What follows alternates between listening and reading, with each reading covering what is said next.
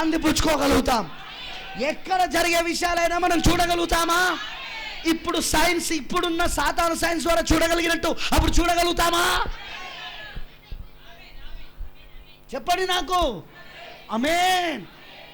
ఈరోజు సాతాను సైన్స్లోని మర్మాలు తెలుసుకోవడానికి అయితేనో వీళ్ళు రెడీ, కానీ దేవుడు తన మనసును విప్పి తన వాక్య మర్మాలను బయలుపరుస్తూ ఉంటే వాటిని వినడానికి మాత్రం మర్మరాలు మనకు అక్కర్లేదు. ఐఎమ్ సారీ, నేను దీన్ని ఖండించాలి. నేను దీన్ని పదే ఆ సర్పం తలను చితగొట్టాల. వాక్యం యొక్క సుత్తను తీసుకొని పదే దాన్ని చితగొట్టాలంతే. ఎందుకంటే వధువు అమాయకురాలు కాదు, వధువు జ్ఞానం కలిగినది. ఎంత జ్ఞానం కలిగినది? అందరికంటే ఎక్కువ జ్ఞానం ఇప్పుడు ఆమె దగ్గరనే ఉంది. సైంటిస్టులు అందరూ ఏమని ఇచ్చారు?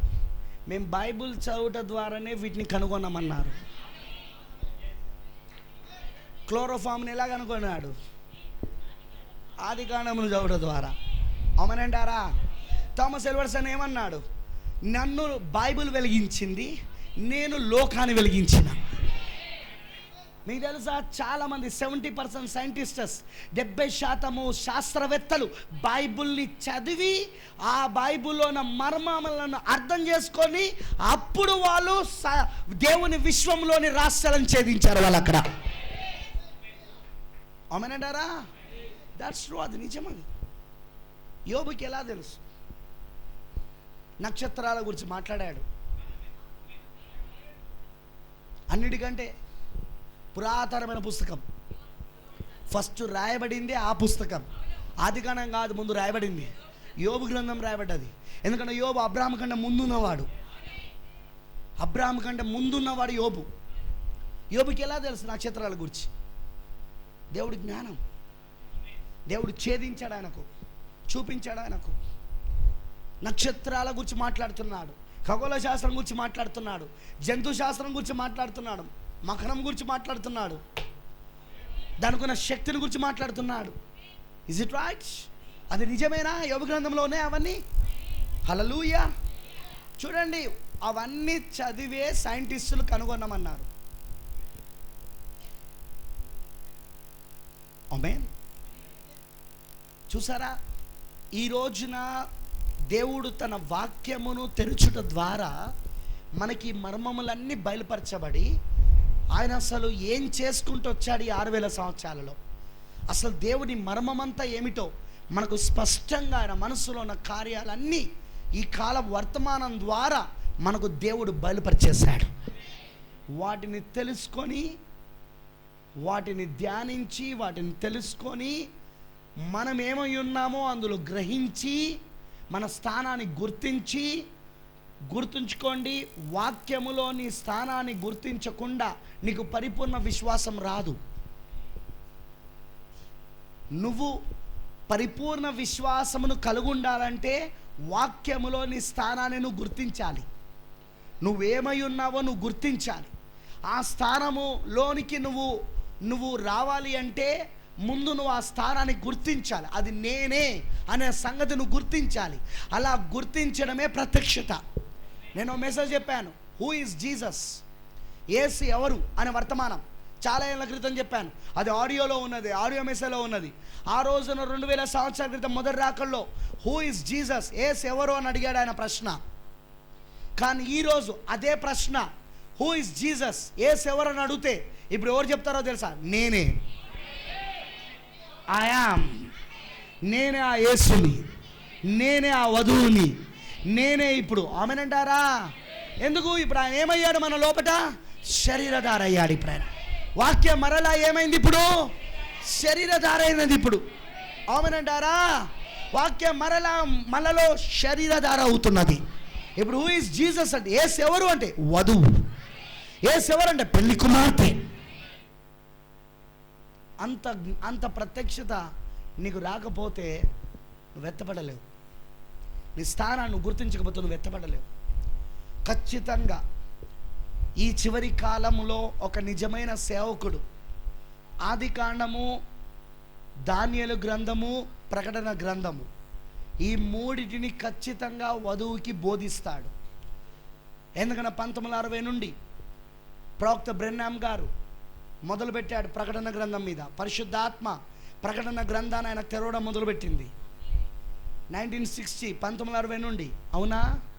ఆయన మొదటిగా చెప్పిన వర్తమానం 7 సంఘ కాలాలు. యేసుక్రీస్తు ఒక ప్రత్యక్షత. మెసేజ్ పేరు ఏం పేరంటే యేసుక్రీస్తు ఒక ప్రత్యక్షత. యేసుక్రీస్తు ఒక ప్రత్యక్షతలోనే 7 సంఘ కాలాలు.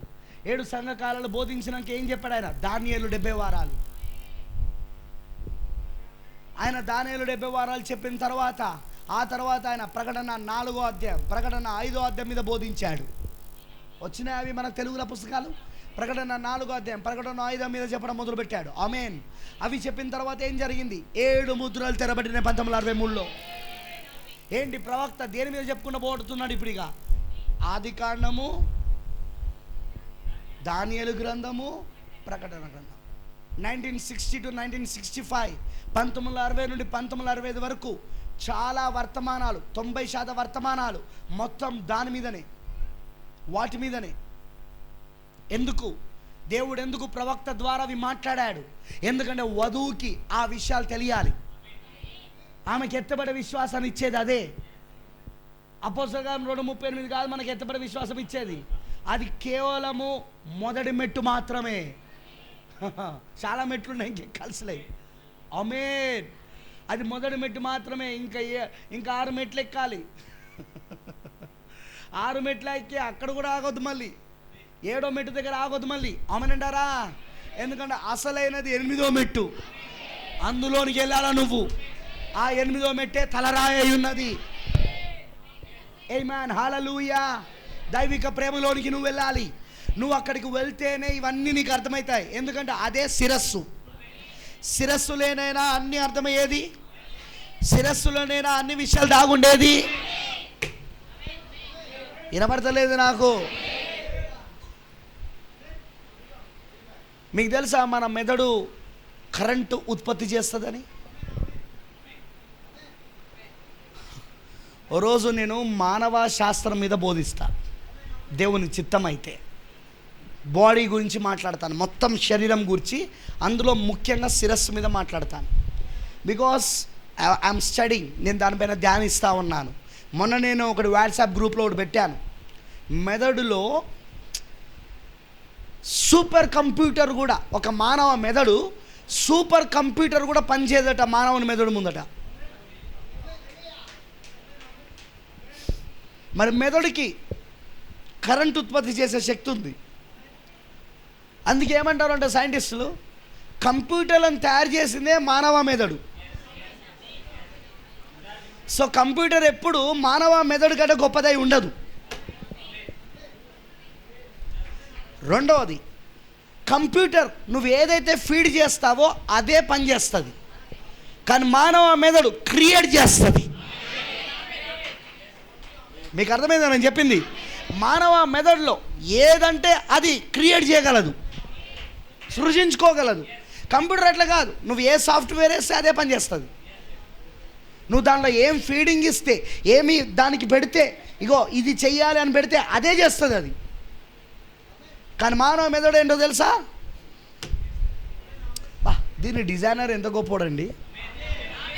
మీకు తెలుసా కంప్యూటర్ దేంతో తయారు చేయబడ్డదో? మానవ మెదడునే చూసి కంప్యూటర్ని తయారు చేశారు. అయినా మానవ మెదడుని తయారు చేసిన డిజైనర్ అంత గొప్పోడు కాదు, కంప్యూటర్ తయారు చేస్తున్నాడు. మీకు అర్థమైందా నేను చెప్పింది? అర్థమైన వాళ్ళందరూ ఆమె చెప్పండి. ఎందుకంటే మానవ మెదడులో ఉత్పత్తి అయ్యే ఆలోచనలు కంప్యూటర్లో కాలేవు.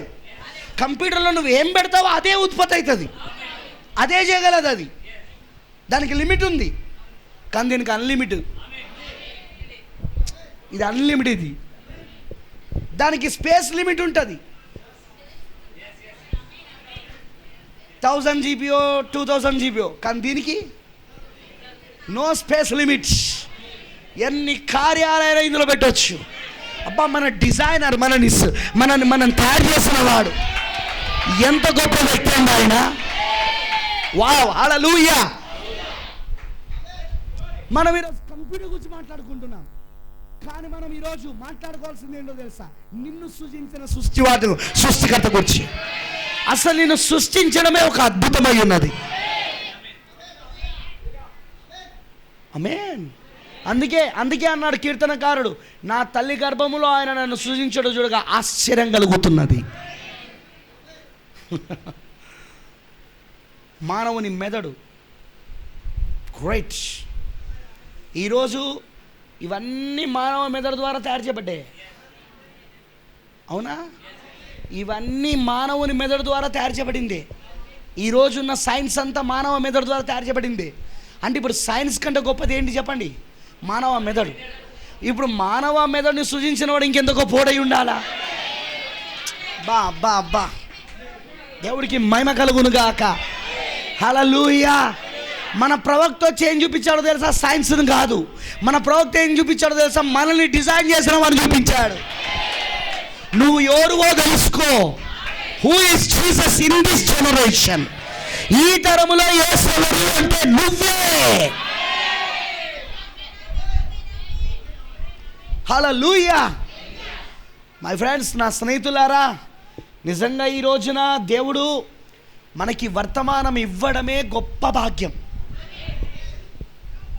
ఇది మళ్ళీ చెప్తున్నాను, ఇదేదో మార్టిన్ లూథర్ కాలంలో ఇచ్చినట్టు కొంత వాక్యము బయలుపరచమన్న కాలం కాదు ఇది. మార్టిన్ లూథర్ కాలము, జాన్ వెస్లీ కాలం, పెంతెకోస్తు ఇవన్నీ కాలాలలో కొంత వాక్యమే దేవుడు బయలుపరిచింది. మన కాలంలో మొత్తం సంపూర్ణ వాక్యం. నువ్వు తవ్వుతూ ఉన్న కొలది వెలికి తీయబడతా ఉంటాయి, మర్మములు బయటకు వస్తూ ఉంటాయి. నువ్వు తవ్వుతున్న కొలది దేవుడు వాటిని నీకు బయలుపరుస్తూ ఉంటాడు. కానీ నువ్వేం చేయాలంటే ప్రయాసపడాలి, చెమటోర్చాలి. మర్చిపోకండి ఈ మాట. You have to. నువ్వు చెమటోర్చకుండా వాటిని పొందుకోలేవు. చెమటోర్చకుండా దేవుడు నీకు వాటిని ఇవ్వడు. మర్చిపోకండి, వధువు ఎత్తబడడానికి సిద్ధపడుతుంది అంటే సంపూర్ణ వాక్యంగా తయారవుతున్నది. బ్రదర్, నువ్వు ఎలా చెప్తున్నావు? అదిగో అక్కడ పోప్ అన్ని రెడీ చేస్తున్నాడు. అదిగో అక్కడ ప్రపంచ దేశాలన్నీ ఇప్పటికే ఒకే ప్రభుత్వంలోనికి రావాలని, ప్రపంచంలో ఒక ప్రభుత్వం ఏర్పడాలని సిద్ధపడుతున్నది. అదిగో అక్కడ పోప్ పాలస్తీనాలకు ఇజ్రాయెల్కు మధ్యలో సంధిని సమకూర్చడానికి సమావేశాలు ఏర్పాటు చేస్తున్నాడు. అదిగో అక్కడ పోప్ ఆసియా ఖండంలోని భారతదేశానికి సంవత్సరం వస్తున్నాడు ఇక్కడికి. వింటున్నారా నేను చెప్పింది? ఇవన్నీ ఎందుకు జరుగుతూ ఉన్నాయి? అక్కడ పోపు దానియేలు 70 వారంలోని చివరి అర్ధవారమునకు సిద్ధపడుతున్నాడంటే, అక్కడ ఇజ్రాయేలు దాని కొరకు ఎదురు చూస్తున్నారంటే, ఆమేనంటారా? ఇక్కడ వధువు ఏమవుతున్నదని అర్థం. మరి ఇప్పుడు మీకు సంపూర్ణ వాక్యం మీకు అర్థమవుతుందా? అది మెయిన్. ఇప్పుడు చెక్ చేసుకో, తనిఖీ చేసుకో. ఎవరో సిద్ధపడితే ఏం లాభం? నీకేం లాభం? వధువు సిద్ధపడతాను, చప్పలు కొడతాను, కానీ 7 ముద్రలు అంటే ఏంటో? 7వ ముద్ర తెరబడిందా? 7వ ముద్ర తెరబడితే ప్రభు రావాలగా? ఎక్కడ నువ్వురా? ప్రభు వచ్చాడు ఆల్రెడీ. 1963లో వచ్చాడు. ర్యాప్చర్ మెసేజ్ చదువు. ఆర్భాటముతో దిగొచ్చాడు ఆయన. ఆయన తన మహిమశరంతో వచ్చేది ఉన్నది అక్కడ. కానీ ఇప్పుడు ఆయన మన యొక్క థియోఫనీలో దిగొచ్చాడు ఆయన. ఏంటా మేఘం? మన థియోఫనీ. మెల్కీసెదెకుగా వచ్చాడు ఆయన. మెల్కీసెదెకు రావడం అంటే ఏంటిది? థియోఫనీలో రావడం. అందుకే హూ ఇస్ దిస్ మెల్కీసెదెక్? ఎవరు ఈ మెల్కీసెదెక్ అని బోధించాడు ప్రవక్త. అందుకే వధువు ఒక్కయు క్రీస్తు ఒక్కయు వధువు ఒక అదృశ్య కలయిక అన్నాడు ఆయన. 7వ ముద్ర తెరబడితే ప్రభు రావాలగా? వచ్చాడు రా బాబు. 63లో జరిగిన విషయం తెలియకుండా ఎట్లెత్తపడతావు? మొదటి మనిషి కుమారుని రాకడా, 2వ మనిషి కుమారుని రాకడా, 3వ మనిషి కుమారుని రాకడా. బైబిల్లో 3 ఉన్నాయి. బైబిల్లో మొదటి పుస్తకంలో మొదటి మనిషి కుమారుని రాకడా. అబ్రహాము దగ్గరకు వచ్చాడు. అబ్రహాము శారాల దగ్గరకు వచ్చాడు. ఎక్కడ? ఆదికాండం 18లో వచ్చాడు. బైబిల్లో మధ్య పుస్తకములో మధ్యలో అనగా ఆ మొదటి రాకడలో మళ్ళీ మనిషి కుమారుడుగా వచ్చాడు. అక్కడ వచ్చాడా? యేసుక్రీస్తుగా. అవునా? అవునా? ఇప్పుడు బైబిల్లో మళ్ళీ చివరి పుస్తకంలో చివరిలో ఏంటిది అది? ప్రకటన గ్రంథంలో, ప్రకటన 10లో మళ్ళీ దిగి వచ్చాడు ఆయన. అక్కడ 3 సార్లు మనిషి కుమారుని రాకడలు, 3 సార్లు మనిషి కుమారుని ప్రత్యక్షతలు, 3 సార్లు వచ్చినప్పుడు 3 సార్లు పునరుద్ధానం జరిగింది. 3 సార్లు శరీర మార్పులు జరిగినాయి. అబ్రాహాము శారాల శరీరాలు మారిందా లేదా? అక్కడ వాగ్దాన కుమారుని పొందుకోవడానికి, వాగ్దాన కుమారుని పొందుకున్నారా? శరీరాలు మార్పు చెంది అమరన్నారా? ఇక్కడ మధ్యలో ఆయన మొదటి రాకలో వచ్చినప్పుడు పాత నిబంధన భక్తులందరూ వాళ్ళందరూ తిరిగి లేపబడ్డారా? వాళ్ళ శరీరాలు మార్పు చెందినాయా? పునరుద్ధానం పొందుకున్నారా? వాళ్ళు వాగ్దాన కుమారుడైన క్రీస్తు వాళ్ళు కలుసుకున్నారా? మరి 3వసారి ఇప్పుడు మనకు ఆయన వచ్చారంటే ఏం జరగబోతున్నది? ఇప్పుడు పునరుద్ధానం జరగబోతున్నది. దాన్నే పౌలు గారు ఏమన్నాడు తెస్సలోనికీయులకు రాసిన పత్రికలో? ఆర్భాటముతోనూ ప్రధాన దూత శబ్దముతోనూ దేవుని బూరతోనూ ప్రభు దిగి వచ్చును. 63లో దిగి వచ్చాడు ఆర్భాటముతో. ఇప్పుడు ప్రధాన దూత శబ్దముతో ఉన్నాడు.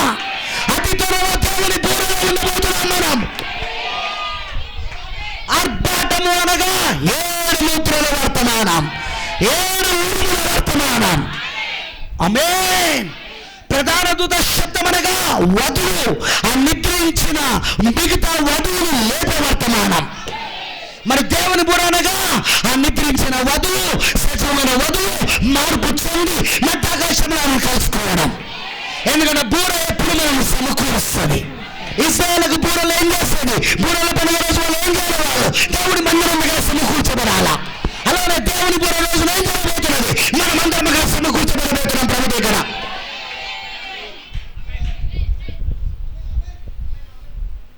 That's right. ఇవన్నీ దేవుడు మనకు చూపిస్తున్నాడు, జరుగుతున్నాయి. It's going on. నీకు ఈ ప్రణాళిక అర్థం కాకుండా, అందులో నువ్వేమయ్యో తెలుసుకోకుండా నువ్వు ఎత్తపడలేవు. ఆ స్పోకెన్ వర్డ్ మినిస్ట్రీ చెప్పానుగా నేను. వధువు ఇప్పుడు దేని కొరకు సిద్ధపరచబడుతున్నది? ఆ చివరి భాగం ఒకటి మిగిలిపోయింది వధువు చేయాల్సింది. అదే పలకబడిన మాట పరిచర్య. థర్డ్ పుల్ కొరకు వధువును సిద్ధపరుస్తున్నాడా? ఆమేన్, ఆమేన్, ఆమేన్. ఎందుకు? పలకబడిన మాట ద్వారానేనా మనం బతకపోయేది? వెళ్ళిపోయే ముందు క్రయ విక్రయములు ఆగిపోతాయా? అమ్మడాలు కొనడాలు ఆగిపోతాయా? ఈ సంఘానికి, మందిరానికి తాళం ఎంత సమకూర్చుకుని అన్నిటికీ తాళాలే. బ్యాంక్ బ్యాలెన్స్లు ఆగిపోవడాలే. మొన్న మోడీ చేసిన పనికి ఏం జరిగింది? మన పిఎం మోడీ చేసిన పనికి ఎవరైనా వాళ్ళ డబ్బును వాళ్ళు తీసుకోగలిగారా? అది నీ డబ్బైనా నువ్వు ముట్టలేవు. చూసినావా? ఇది నీ ఆస్తి అయినా నువ్వు అమ్మలేవు. ఇది నీ బైక్ అయినా నువ్వు కొనలేవు.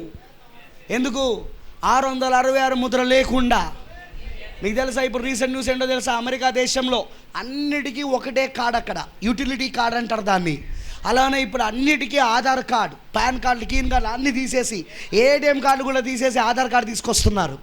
ఏంటిది? ఇవన్నీ దేని సూచిస్తూ ఉన్నాయి? క్రయ విక్రయాలన్నీ ఒకే దాంట్లోకి తీసుకురావడానికి కారణం ఏంటిది? అందులో ముఖ్యంగా నగదు రహిత దాన్ని తీసుకొచ్చి, ఎందుకు కార్డు ట్రాన్సాక్షన్స్ తీసుకొస్తున్నారు? నగదు రహిత ఎందుకు ఆపేస్తున్నారు? ఎందుకంటే క్రయ విక్రయాలు జరగడానికి ఇవన్నీ ఎందుకు చేస్తున్నారు అంటే, అదే ఆ మొత్తం ప్రపంచంలో ఒకే ప్రభుత్వాన్ని తీసుకొస్తున్నప్పుడు అది సులువుగా ఉండడానికి.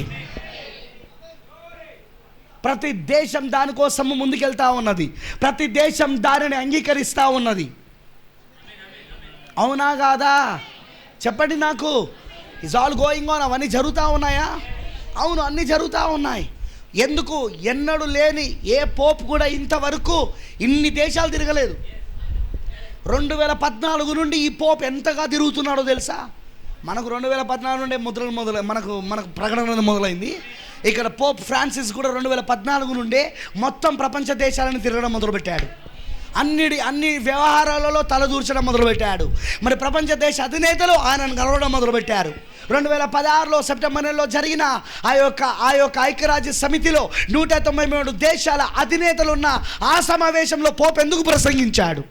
అదే సమయంలో ఎందుకు పోప్ అమెరికాకు వెళ్ళాడు?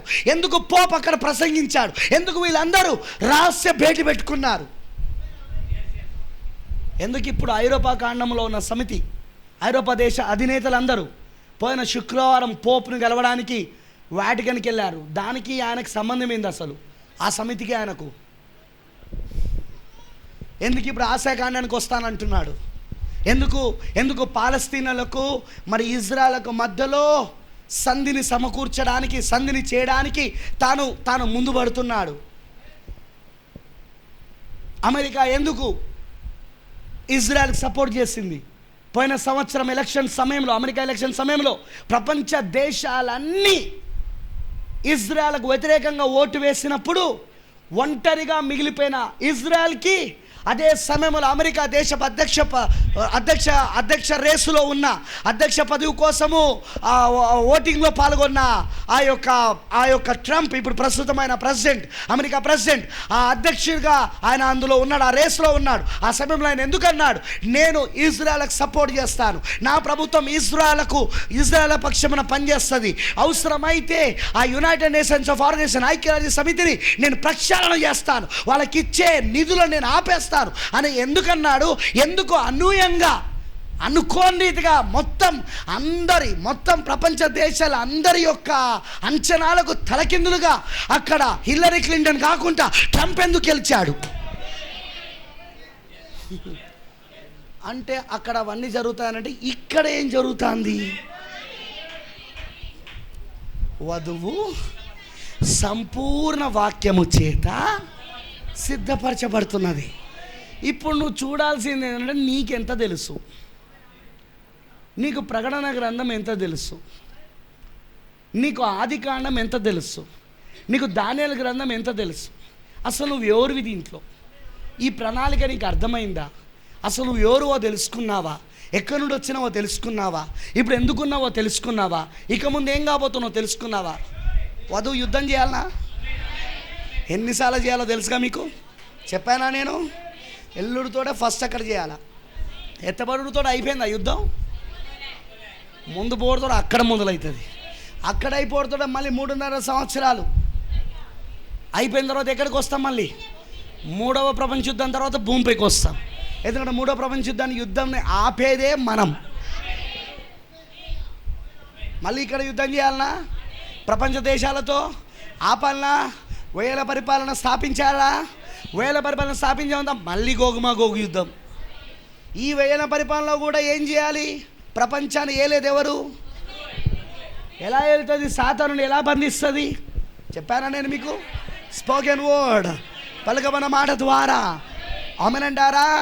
మొత్తం సృష్టినంతా మనం కంట్రోల్లో పెట్టుకుంటామా? సృష్టినంతా మన ఆధీనంలో పెట్టుకుంటామా? ఎస్, పెట్టుకుంటాం మనం. ఆ తర్వాత మళ్ళీ గోగు యుద్ధం. వేల పరిపాలన తర్వాత మనకి మళ్ళీ విడుదల ఇస్తాం. మళ్ళీ వాడు ఏం చేస్తాడు? ప్రపంచ దేశాలను ఏకం చేసి గోగు యుద్ధం బయలుదేరుతాడు. మళ్ళీ యుద్ధం ఎవరు చేయాలి ఇప్పుడు? మరి నువ్వు ఎవరో తెలియకుండా ఇవన్నీ ఏం చేస్తావు? నేను కుడి పక్కన దొంగనండి ఎత్తపడతావు అనుకుంటానా అనుడితోటే? నేనైతే కుడి పక్కన దొంగను కాదు. నేను వధువుని, నేను పెళ్లి కుమార్తెను, నేను పేతుని, నేను కత్తిని తీసేటోని, నేను వాక్య ఖడ్గాన్ని తీసి. అర్థమవుతుందా? సబినా కన్యలో వాక్య ఖడ్గం వచ్చిందా? రాజఖడ్గం వచ్చిందా? ఇప్పుడు ఆ రాజఖడ్గం ఎవరి దగ్గర ఉంది? రాణి దగ్గర ఉంది. ఎందుకు ఇప్పుడు యుద్ధం చేయాల్సింది ఎవరు? ఇప్పుడు రాణియే యుద్ధం చేయాలా? రాణి చెప్పినట్టు రాజు చేస్తాడా? చేస్తాడు. అక్కడ ఎస్తేరు చెప్పినట్టు ఐశ్వర్య చేశాడా? చేశాడు. ఆమేన్. ఎందుకు అక్కడ ఎస్తేరు చెప్పినట్టు ఐశ్వర్య చేశాడు? నీకు ఇష్టం వచ్చినట్టు చేయమని ఎందుకు అన్నాడా? చదివినావా మనం? లేఖనంలో చదివినావా మనం? ఐశ్వర్యరాజు రాణితో ఏమన్నాడు? అక్కడ ఎస్తేరు రాణితో, నీ మనస్సుకు వచ్చిన దారి చేయి. ఇప్పుడేమంటున్నాడు మన ఐశ్వర్యరాజు? కత్తి చేతికిచ్చి, ఖడ్గం చేతికిచ్చి, మనకు రాణిగా మనల్ని ఆల్రెడీ మన తలపైన కిరీటం పెట్టి ఏమంటున్నాడు? ఇప్పుడు నీ మనసుకు వచ్చింది చైనా రాణి అంటున్నాడు. దేవునికి మహిమ కలుగును గాక. నిన్ను నువ్వు ఇలా చూసుకోగలగాలి. అన్నిట్లల్లా నువ్వు ఎవరు అర్థం చేసుకోవాలి. హలో, నువ్వు పలానా కులపొందని కావు. హలో, నువ్వు పలానా కులపోడి కావు. నువ్వు హలో, నువ్వు పలానా చదువుకున్నోడి కావు. నువ్వు పలానా ఉద్యోగి కాదు, పలానా ప్రాంతపోడి కావు. నువ్వు ఎవరివి? వాక్యమై ఉన్నావు, నువ్వు వధువై ఉన్నావు. నువ్వు ఇంకెవరైనా ఇంకా కులం గురించి మాట్లాడితే నాకు అర్థమవుతుంట వీనికి ఇంకా రెవల్యూషన్ రాలేదు, ఇంకా రావలేదు. వీళ్ళకు రెవల్యూషన్ రాలేదు. వీళ్ళు ఇంకా ఇక్కడోలే అనుకుంటున్నారు. కానీ నేనెవరో నాకు అర్థమైంది. నేను ఎక్కడి నుండి వచ్చానో నాకు తెలుసు. నేను ఇప్పుడు ఇక్కడ ఎందుకున్నానో నాకు తెలుసు. కాలమనే శరీరములోనికి నిత్యత్వం వచ్చి పడింది. ఇప్పుడు నేను యాక్చువల్గా నిత్య జీవిని. ఆమె ఎటర్నల్ క్రియేచర్. నేను నిత్యత్వపు జీవిని. నేను నిత్యత్వములో నుండి కాలమనే శరీరంలోకి వచ్చి పడ్డా. నేను ఇక్కడ కాదు, నేను అసలు నేను ఇక్కడని కాదు. నేను కేవలం తాత్కాలికంగా కొన్ని రోజులు ఉండడానికి వచ్చాను. అతి త్వరలో నేను ఏం కాబోతున్నానో తెలుసా? ఎక్కడి నుండి వచ్చానో తిరిగి అక్కడికి పోబోతున్నాను నేను. ఆమె ఎటర్నల్ క్రియేచర్. బ్రదర్ ఏమన్నాడు? ఇప్పుడు నీకు ఆయన నిత్య జీవం ఇవ్వడు. నువ్వు పుట్టినప్పుడే నీకు నిత్య జీవం ఉన్నది. నువ్వు నిత్య జీవమును కలుగుండి పుట్టావు నువ్వు. ఏమాన్. అయితే ఆ సంగతి తెలవకనే పాపం చేశావు. అందుకే ఆ పాపమును తీసివేస్తూ, ఆ సంగతి తెలవనితనాన్ని అంటే ఆ మతిమరుపును తీసేస్తూ, ఆత్మీయ మతిమరుపును పోగొడుతూ వస్తున్నదే ఈ కాల వర్తమానం. ఈ వర్తమానం నేనేం చేసిందంటే, నువ్వు ఎవరై ఉన్నావా స్థానంలో మళ్ళీ పుట్టించింది. అదే తిరిగి జన్మించుట. తిరిగి నువ్వు జన్మించినప్పుడు ఏమైందంటే, నువ్వు ఎవరు నీకు అర్థమైంది. ఇప్పుడు నీ ఆత్మీయ మతిమరుపు తీసివేయబడింది. అందుకే నువ్వు ఎవరు నీకు అర్థమైంది. కాబట్టి నువ్వు ఎవరు అనే సంగతి అనే అర్థమయ్యే దాని ప్రకారంగా ఇక నువ్వు బతకడం మొదలు పెడతావు. నేను పలానా కులబ్దాన్ని, నేను పలానా కులపోని. ఓహో, నువ్వు అక్కడ దాకానే ఉన్నావా? నేను పలానా సంఘములను, మా సంఘము పెద్ద సంఘం అది. ఓహో, నువ్వు అక్కడే ఉన్నావా? అక్కడే ఉండు. నువ్వు జన్మించలే. ఇంకా నీకు ఆత్మీయ మతి మరి పోలే. నువ్వు అక్కడే చూసుకుంటాను. నేనెవరో తెలుసా? రాణిని. నేను ఎస్తేను. ఆమేన్, హల్లెలూయా. నేనెవరో తెలుసా? నేను రూతుని. నేను నయోమి తిరిగి తన దేశానికి రావడానికి బయలుదేరినప్పుడు ఎవరొచ్చింది? ఆమెతో పాటు. మనం కూడా అట్లనే వచ్చినామా? 1947 అదేనా జరిగింది? నయోమి ఇజ్రాయెల్ వాళ్ళ సొంత దేశానికి బయలుదేరినప్పుడు ఇక రూతు ఏదో సంకల్ప వర్తమానికులు రూతు దగ్గరికి వచ్చారా? ఆమేన్, హల్లెలూయా. నయోమిని విడిపించాలి రూతును పొందుకోవాలంటే. బోయాజు రూతును పెళ్లి చేసుకోవాలంటే ఏం చేయాలి? బోయాజు రూతును ఎక్కడ చూశాడు? పొలములో. అప్పుడు ఆ సమయంలో ఆమె ఏం చేస్తూ ఉన్నది? పరిగెంటేగా మార్టిన్ లూథర్ వర్తమానం, జాన్ వెస్లీ వర్తమానం, పెంతెకోస్తల. బోయాజు అన్నాడు, వాట్, నువ్వు ఇంకా మార్టిన్ లూథర్ వర్తమానం, జాన్ వెస్లీ వర్తమానం, పెంతెకోస్తల వర్తమానంలో ఉన్నావా? నీకు ఇంత తక్కువ ఎవరిచ్చారు? నువ్వు రానివి. నేను నీ బోయాజు. నేను తీసుకొచ్చిన ఫుల్ బుక్. ఈ పంటంతా నీతిగా ఉన్న, శుద్ధిగా ఉన్న, పరిశుద్ధాత్మ మాంసం కాదు, పూర్తిగా తీసుకో. తిను. దోశలు చాపిందామె, బట్టి చాపిందామె, కుమరిస్తున్న మొదలు పెట్టారు. కమా, నేనెవరో తెలుసా? మీ యజమానురాలు. ఈమె మీ యజమానురాలు. భోజనం, ఈమె మీ యజమానురాలు. హల్లెలూయా. ఇంకా మనోళ్ళు నీతీకరణ, శుద్ధీకరణ, పరిశుద్ధాత్మ వాసం, నీతీకరణ, మారండి, మీ జీవితాలు బాగుండాలి, మీరు కరెక్ట్గా ఉండాలి, మీరు ఇట్లుండాలి, మీరు అట్లుండాలి. అది కాదు ఇప్పుడు చెప్పాల్సింది. నువ్వు అట్లుండాలి. అగో యేసుక్రీస్తులాగా ఉండాలి.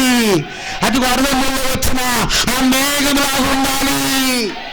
చెప్పానా? దానిపైన కూడా నేను యేసు క్రీస్తు ప్రత్యక్షమైనప్పుడు ఆయన ఎలాగుండునో మనము కూడా ఆయన పోలికలో ఉండును.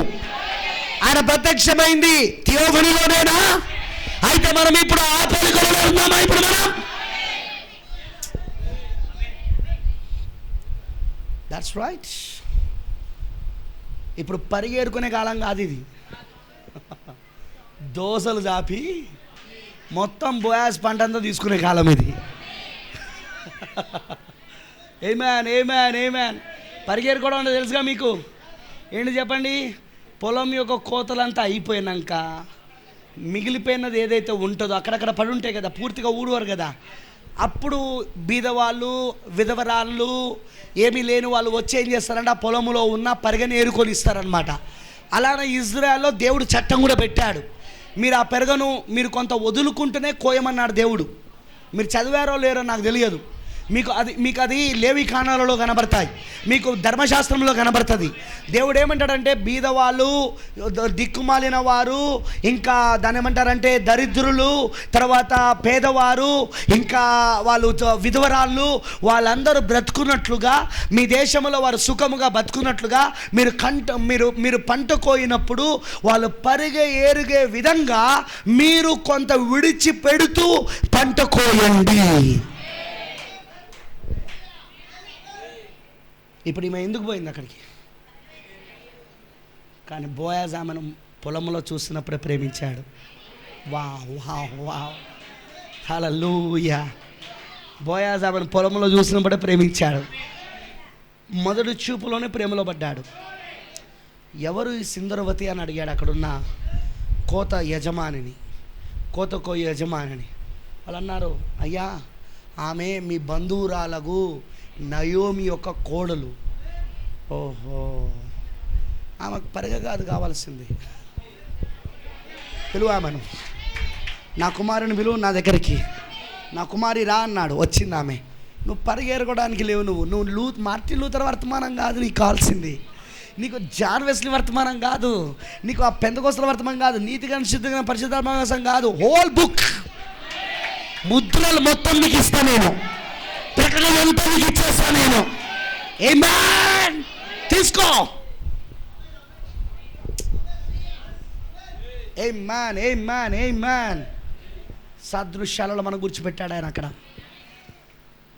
మన ఛాయలలో మనం ఉన్నాం అక్కడ. ఆమేన్ అంటారా? నువ్వెవరో గుర్తించు, నువ్వేమై ఉన్నావో గుర్తించు, ఎక్కడి నుండి వచ్చినావో గుర్తించు, నువ్వు ఇక్కడ ఎందుకున్నావో గుర్తించు, నువ్వు ఎందుకున్నావో గుర్తించు, ఎటు పోతున్నావో గుర్తించు, ఎటు ఏం కాబోతున్నావో గుర్తించు.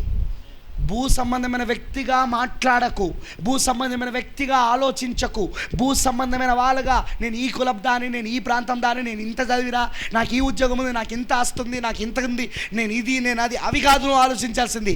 నీ ఆలోచనలు ఇప్పుడు ట్రాన్స్ఫార్మ్ కావాలి, నీ ఆలోచనలు ఇప్పుడు రూపాంతరపరచబడాలి. చెప్పానా మొన్న మెసేజ్? మనం చెప్పాను నేను మెసేజ్. ఎక్కడి నుండి మొదలవుతుంది రూపాంతరపరచబడుట అనేది? మనసులో నుండి స్టార్ట్ అవుతుంది. ఫస్ట్ దేవుడు ఆలోచనల నుండి స్టార్ట్ చేస్తాడు రూపాంతరపరచబడుట. నీ ఆలోచనలు మారుస్తాడు. ముందు నీ ఆలోచనలు నువ్వు ఎవరువో చెప్తాడు. నీ ఆలోచనలు నువ్వు ఎవరువో నీకు అర్థమైనప్పుడు అప్పుడు నువ్వు ఎవరువో నీ శరీరం తీసుకొస్తుంది. ఆమేన్, హల్లెలూయా, ఆమేన్. కోడి పిల్లల మధ్యలో ఉన్న పక్షిరాజు, అది అప్పటి వరకు ఏమనుకున్నది? అప్పటి వరకు అది తాను ఒక కోడిపిల్ల అనుకున్నది అది. కానీ తల్లి పక్షిరాజు చేంజ్ చేసింది, దాని ఆలోచన మార్చింది. నువ్వు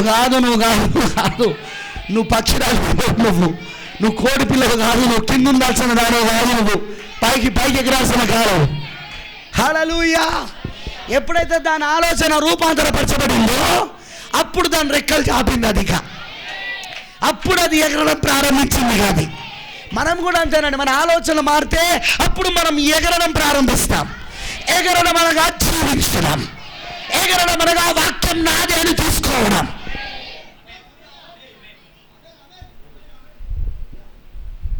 నువ్వు ఎవరువో నువ్వు గుర్తించినప్పుడు, పాస్టర్ గారు నేను చాలా కష్టాలలో ఉన్న పాస్టర్ గారు. అరే యోషువ అట్లా చెప్పలేదే ఎవడికి? యోషువ అన్నాడు, శత్రువును జయించే శక్తి నా దగ్గర ఉంది, దేవుడు నాకు వాగ్దానం ఇచ్చాడు అని అన్నాడు. పాస్టర్ గారు మోషే పాస్టర్ గారు నాకు నాకు నాకు చాలా కష్టాలు ఉన్నాయి పాస్టర్ గారు. ఏంది పాస్టర్ గారు నన్ను యుద్ధంలో ముందు పెట్టినావు, 10 ముందు నేనే శత్రువులను ఎదుర్కోవాల్సి వస్తాను అని అనలే. ఈరోజు కష్టాల గురించి మాట్లాడేటోళ్ళు, ఆర్థిక ఇబ్బందుల గురించి మాట్లాడేటోళ్ళు, అప్పుల గురించి మాట్లాడేటోళ్ళు, వాళ్ళ గురించి మాట్లాడేటోళ్ళని చూస్తా అంటే నాకు నవ్వుతున్నది. నాకు ఎందుకు నవ్వుస్తున్నా అంటే, అరే నువ్వు యుద్ధంలో ఉన్నావురా, నువ్వు ఎక్కడున్నావు తెలుసా? యుద్ధ భూమిలో ఉన్నాం మనం వాడి గురించి మాట్లాడద్దు. ఎందుకో తెలుసా? అవి మనం జయిస్తాం, వాటిని అవి మనల్ని జయించాం, మనమే వాటిని జయిస్తాం, పరిస్థితులను జయిస్తాం, అన్నిటిని జయిస్తాం. మనం జయించే గుంపులో పుట్టిన వాళ్ళం. మనము అబ్రహాము సంతానమై ఉన్నాం. అబ్రహాము సంతానము శత్రువుని స్వాధీనపరుచుకుంటుందా? మనము కంప్లైంట్ ఇచ్చేవాళ్ళం కాదు, మనం ఫిర్యాదులు ఇచ్చేవాళ్ళం కాదు. అయ్యో బ్రదర్ ఎట్లా నాకు ఇప్పుడు చాలా కష్టాలు వచ్చినాయి అనటోళ్ళం కాదు. ఏమన్నా తెలుసా? బ్రదర్ నేను ఆ కష్టాలను జయిస్తా, సార్ నేను ఆ సమస్యలను జయిస్తా, ఐ కెన్ ఓవర్కమ్, నేను దానిని జయించగలను. నేను ఏమన్ ఎందుకు? నా ప్రవక్త చెప్పండి నేను ఎలా జయించగలను. నా ప్రవక్త ఆల్రెడీ ఆ సీక్రెట్ ఓపెన్ చేసేసాడు. నా ప్రవక్త ఆల్రెడీ ఆ రహస్యం ఓపెన్ చేసేసాడు. ఆ రహస్యం తెరవబడింది కాబట్టి నేను జయించగలుగుతా. I can overcome. వింటున్నారా? అంతేగాని అయ్యో ఎలా ఇవన్నీ ఎట్లా నేను ఎట్లా ఎదుర్కోవాలా, వీటిని ఎలా నేను వీటిని నేను అవన్నీ మనం ఆలోచించాం. ఎదుర్కొంటాం, గెలుస్తాం. దేవుడు వాటిని గెలిచే విధంగా మనని డిజైన్ చేసి పెట్టాడు. గెలుపు మనదే అని ముందుగానే ఆయన ప్రకటించి పెట్టాడు. ఏందంటే నువ్వు పేరు మట్టుకే కత్తి పట్టుకొని తిప్పాలా, పేరు మట్టుకే రాయి ఇసిరేయాలా. అది ఎక్కడ తగలానో శత్రువుకి అక్కడ తలిగేటట్టు పరిశుద్ధాత్మ చేస్తాడు. బ్రతబలం ఏమన్నాడు? బహుశా దావీదు విసిరేసిన రాయి 10 కిలోమీటర్ల స్పీడ్లో వెళ్తాంది, గంటకు 10 కిలోమీటర్ల స్పీడు. అంటే ఓ సైకిల్ దక్కితే వెళ్ళేదంతా. ఆ రాయి పోయి ఎవరికైనా తగులితే ఏమైనా అవుతుందా? ఇల్లు పడిపోతా. అసలే వాడు నెఫీలులో జాతి సంబంధించినవాడు, నెఫీల జాతి సంబంధించిన వాడు, ఉన్నత దేహ జాతి సంబంధించినవాడు. వాడికి అసలు ఏమన్నా వాళ్ళని తగులితే ఏమైనా అవుతుందా? కానీ ప్రతిభానం ఏమన్నా తెలుసా? దావీదు పని రాయి ఇసిరేయడం. పరిశుద్ధాత్మ ఏం చేశాడట? ఆ రాయిని 1000 కిలోమీటర్ల, 1000 మైళ్ళ, కిలోమీటర్లు కూడా కాదు, 1000 మైళ్ళ, గంటకు 1000 మైళ్ళ స్పీడ్లో మార్చాడట. ఆమేన్, హల్లెలూయా. అది వెళ్ళి సరిగ్గా నొసలిపెర తాకినప్పుడు వాడు బోర్ల బడిగా కదలేక, వాడు ఒక చిన్న అబ్బాయి వేసిన రాయి వాడికి తగిలినప్పుడు అలా కదలే అంటే అర్థమేంటో తెలుసా? అది అద్భుతం. అది దావీదు వేసేటప్పుడు అది బహుశా 10 కిలోమీటర్ల వేగంతో ఉన్నది, అది గంటకు 10 కిలోమీటర్ల వేగంతో. కానీ పరిశుద్ధాత్మ ఏం చేస్తాడు తెలుసా? 1000 మైళ్ళ వేగముగా మార్చాడు దాన్ని. తాకింది అంతే, వాడు పని కదలేగా. దావీదు మెల్లగా వాని కత్తి తీసి నెమ్మదిగా వాని మెడను కోసి వాని తల పట్టుకొని బయలుదేరేదాకా వాడు అట్లనే ఉన్నాడు. వాడు అంటే ఎంత పవర్ఫుల్గా తగులితే వాడికి అది అలా ఉండాలా? Hello hello hello hello hello అర్థమైన వాళ్ళు ఆమెను చెప్పండి. ఎంత శక్తివంతంగా తగులితే అలా ఉండాలి అక్కడ. ఆమెనంటారా? బ్రతబానం అంటాడు. నువ్వు రాయి,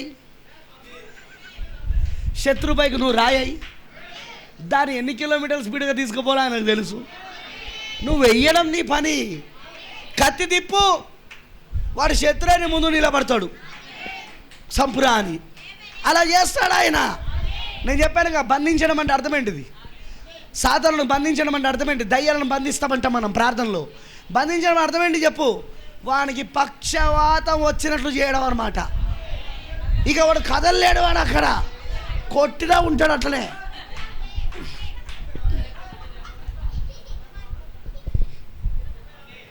బంధించడం అంటే అర్థమైందా? ఎందుకు ఒక వ్యక్తిని బంధిస్తే ఎవరు చేయగలడా? ఇప్పుడు అంటాం, ప్రభువా యేసుక్రీస్తు నామంలో సాతానుని బంధిస్తానా. ఏం చేసినావు ఇప్పుడు? వాని శక్తులంతా నిర్వీర్యపరిచేసినావు. వాడు ఆటం బాంబు కొత్తాడు ఇక్కడికి. సింపుల్గా నువ్వు వైర్ తీసి పడేసినావు. ఏం చేయలేడు ఇక వాడు. అక్కడ పెద్దవని వస్తాడు, ఏం చేయలేడు ఇక. అక్కడ వాడు పూర్తిగా పక్షవాయు రోగిలా మారిపోతాడు. వాడు అక్కడే కూర్చుంటాడు కానీ ఏం చేయలేడు.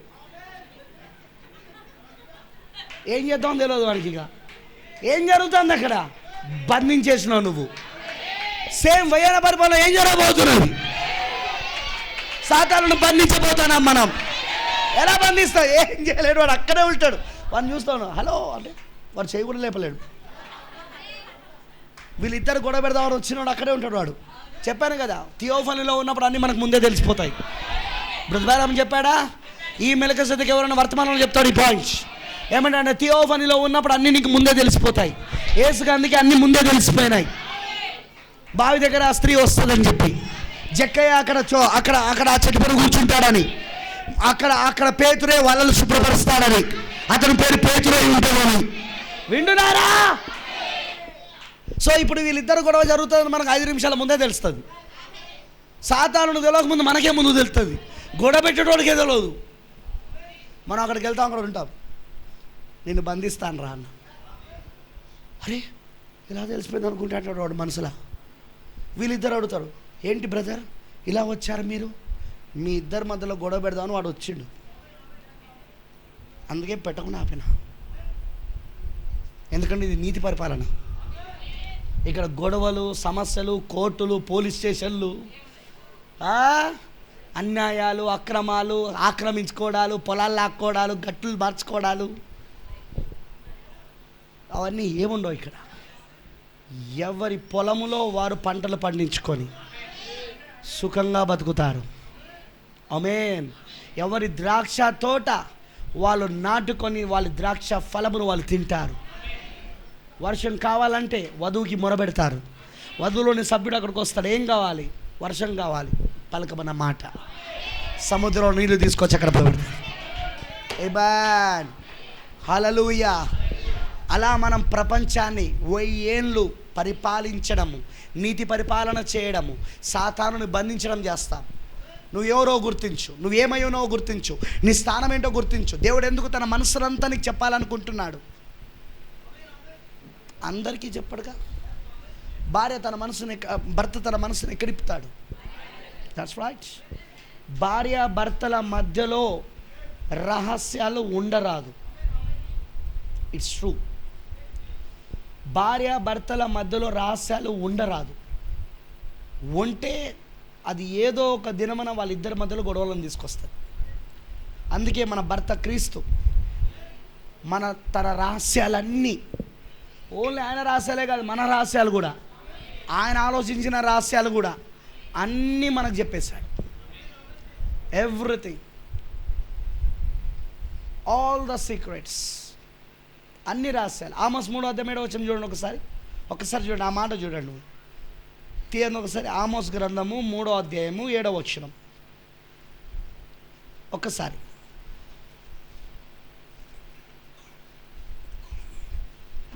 తీసారా?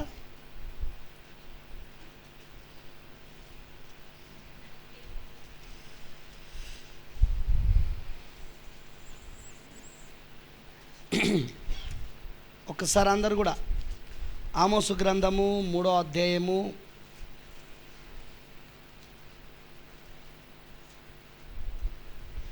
ఎందుకంటే అక్కడ ఒక మాట మనం చదవాల్సి ఉన్నది, అందుకే నేను దాన్ని తీయమన్నాను.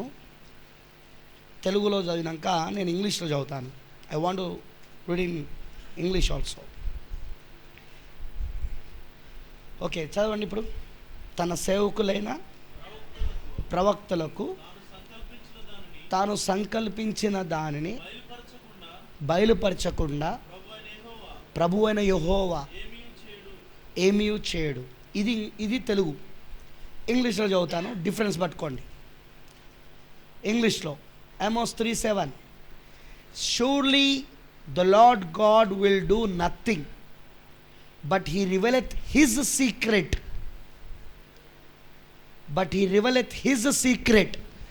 unto his servants the prophets.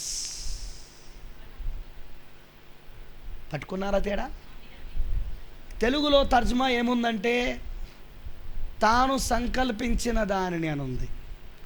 కానీ ఇంగ్లీష్లో ఏముంటుందంటే హిస్ సీక్రెట్, రహస్యం. రహస్యాలు ఎప్పుడు ఎవరికి తెలియజేయబడతాయి? ఆమోసు 3:7 ప్రకారముగా ప్రవక్తలకు. ఆమోసు 3:7 ప్రకారంగా ఎవరికి? అది ఇప్పుడు మళ్ళీ తెలుగులో చూద్దాం. చదువుదా మళ్ళీ? తన సేవకులైన ప్రవక్తలకు అది కాదు, తాను సంకల్పించిన దాని కాదు, తన రహస్యాలను, హిస్ సీక్రెట్స్, తన రహస్యములను బయలుపరచకుండా ప్రభువైన యెహోవా. అర్థమైన వాళ్ళందరూ ఆమె చెప్పండి. ఇప్పుడు ప్రభువైన యెహోవా ఏమైనా చేయాలంటే తన రహస్యాలు ఎవరు చెప్పాలా? ఆ రహస్యాన్ని చేసే ముందు తన ప్రవక్తలకు చెప్పాలా. అందుకే కదా అబ్రాహాము దగ్గరికి వచ్చింది. ఆదికాండం 18కి రావడానికి 2 అర్థాలు ఉన్నాయి. ఒకటి మనిషి కుమారుని రాకడ, వాళ్ళ శరీర మార్పు. రెండవది నేను అబ్రాహాముకి ఏదైనా దాచేదనా, ఏ రహస్యాలైనా నేను దాచేదనా. ఎందుకు? అబ్రాహాము ఒక ప్రవక్త అయి ఉన్నాడు, అందుకే రహస్యం చెప్పాడా? సొదొమ గొమొర్రా రహస్యాన్ని చెప్పాడా? హలో ఇశ్రాయేలు మొరబెడతా ఉన్నారు ఐగుప్తులో ఉండి, ప్రభువా మమ్మల్ని జ్ఞాపకం చేసుకో అని. అవునా? కానీ ఆయన ఎవరి దగ్గర దిగొచ్చాడు? ఇశ్రాయేలు మొరలు విని ఆయన అరణ్యంలో, మిద్యాన్ అరణ్యంలో మోషే దగ్గర దిగొచ్చాడు. మోషే ఐగుప్తులో లేడు, మోషే మిద్యాన్ అరణ్యంలో ఉన్నాడు. ఏమాన్ ఏమాన్ ఏమాన్ వింటున్నారా? మోషే మిద్యాన్ అరణ్యంలో ఉన్నాడు. కానీ హల్లెలూయా, దేవుడు ఏం చేయాలన్న తన రహస్యాలను ఎవరు చెప్పాలి? ప్రవక్తలకు చెప్పాలి దాన్ని. అందుకే ప్రవక్తలకు బయలుపరచకుండా ఆయన ఏమియు.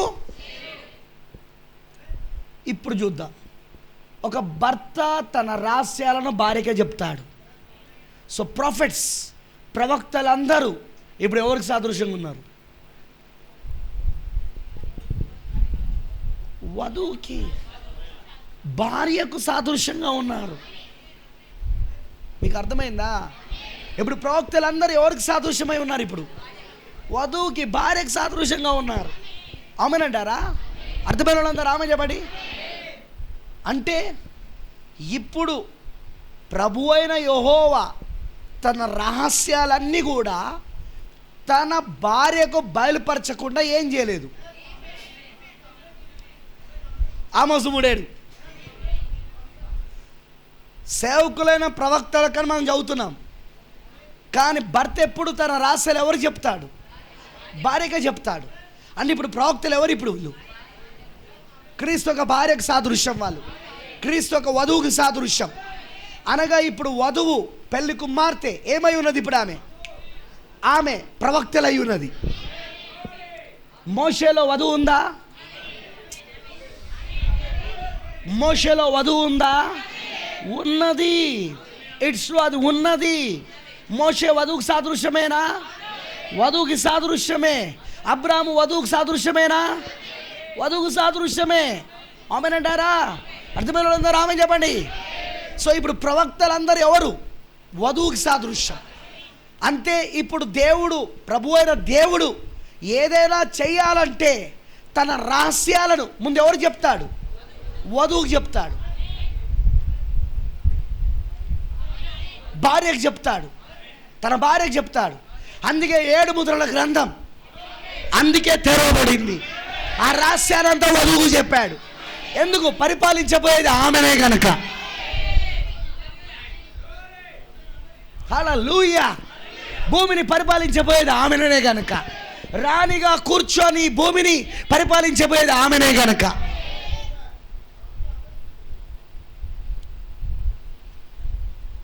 తెలుగు తర్జుమా తప్పు, దాన్ని మార్చేసుకోండి, కొట్టేయండి. తాను సంకల్పించింది కాదు అక్కడ. ఆ మాట కట్ చేసి తన రహస్యాలు, మర్మాలు, అందుకే ప్రవక్తలకు దేవుడు రహస్యాలు చెప్పాడు, మర్మాలు చెప్పాడా? చెప్పుకుంటూ వచ్చాడా? అంటే ఆయన రహస్యాల మర్మాలు వాళ్ళకి చెప్పాడంటే అర్థం మనకు చెప్పుకుంటూ వచ్చాడు. సాదృశ్య రూపంలో, నీడలో, ఛాయలలో మనకు చెప్పుకుంటూ వచ్చాడు. నిజ రూపంకి వచ్చినప్పుడు ఆని తెరిచి మన ముందు పెట్టాడు. నీ భర్త నీకు ఏదైనా రహస్యం చెప్తూ ఉంటే నువ్వు వినవా అమ్మ?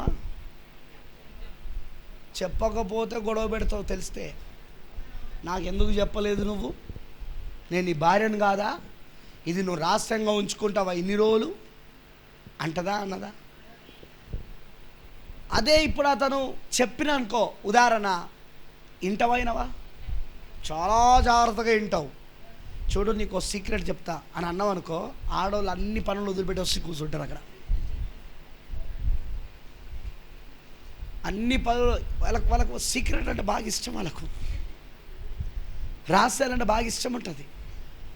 సో ఏంటి చెప్తాం. నిద్రపోయేటోళ్ళు కూడా నిద్రపోరు. చెప్పినాక నిద్రపోతా. Is it right? అవునా కాదా? మరి ఇప్పుడు 7వ దూత, ప్రకటన 17 ప్రకారముగా 7వ దూత పరిచయం ఏంటిది? భర్త యొక్క రహస్యాలు భార్యకు చెప్పడమే కదా. ఇప్పుడు భార్య ఎలా ఉండాలి? రహస్యాలు చెప్తా అంటే నిద్రపోతుందా?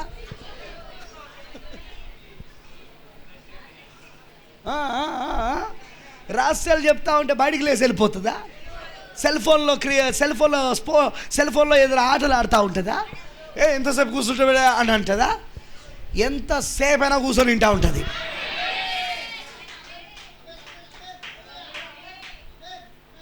దురద చెవులు కలిగిన వాళ్ళు మాత్రం వినరు. బైబిల్ అది కూడా ప్రవచిస్తుంది. సత్యమునకు చెవినియక వారు దురద చెవులు గలవారై ఉంటారన్నాడా? కల్పనా కథల వైపు తిరిగే కాలం ఉంటుందన్నాడా? ఇప్పుడు ఆ కాలమైనా ఈ కాలం, ఇప్పుడు వధువు బోధిస్తుండగా అదే జరుగుతూ ఉందా లేదా? దురద చెవులు గలవారు వీళ్ళు, వినరు వీళ్ళు. ఎంతసేపు చెప్తాడండి, ఎంతసేపు అండి ప్రసంగము, ఎంతసేపు అండి, ఏందండి ఆ లోతు, ఏం అర్థం కాల. నువ్వు భార్యవేనా? భర్త చెప్పే రహస్యాలు నీకు అర్థం కావట్లేదంటే సంథింగ్ ఈజ్ రాంగ్. అంటే నువ్వు భార్యవు కావన్నమాట. లేదా నువ్వు ఇంటికి వెళ్ళి మళ్ళీ వాక్యాన్ని ధ్యానిస్తలేవు అన్నమాట. ఇంటి దగ్గర వాక్యాన్ని ధ్యానించాలి. ధ్యానించడం అంటే ఏం చెప్పండి? నేను చాలాసార్లు చెప్పాను, మళ్ళీ చెప్తాను. ధ్యానించడం అంటే నవల చదవడం కాదు, వార్తాపత్రిక చదివినట్టు, పత్రిక చదివినట్టు కాదు. ధ్యానించడం అంటే ఇప్పుడు ఒక మాట ఉంటుంది అక్కడ, ఆ మాటను చదివినాక మళ్ళీ దాని గురించి ఆలోచిస్తూ, ఆ మాట ఏంటిది, ఆ మాట అర్థం ఏంటిది, ఆ మాట అర్థం ఏంటిది, ప్రభువా బయలుపరచు దాన్ని, పరిశుద్ధాత్మలో నువ్వు నాకు దాన్ని బయలుపాటి ఇచ్చేది నువ్వే అని మళ్ళీ చదవడం. ఏంటిది ఇది? దాన్ని ధ్యానించడం అంట. మెడిటేటింగ్, ధ్యానించుట. బైబిల్ని చదవమని చెప్పలే, బైబిల్లా వాక్యాన్ని ధ్యానించమని చెప్పింది. నువ్వు ఇంటి దగ్గర ఏదో పని చేస్తూ మెసేజ్ చేస్తావు,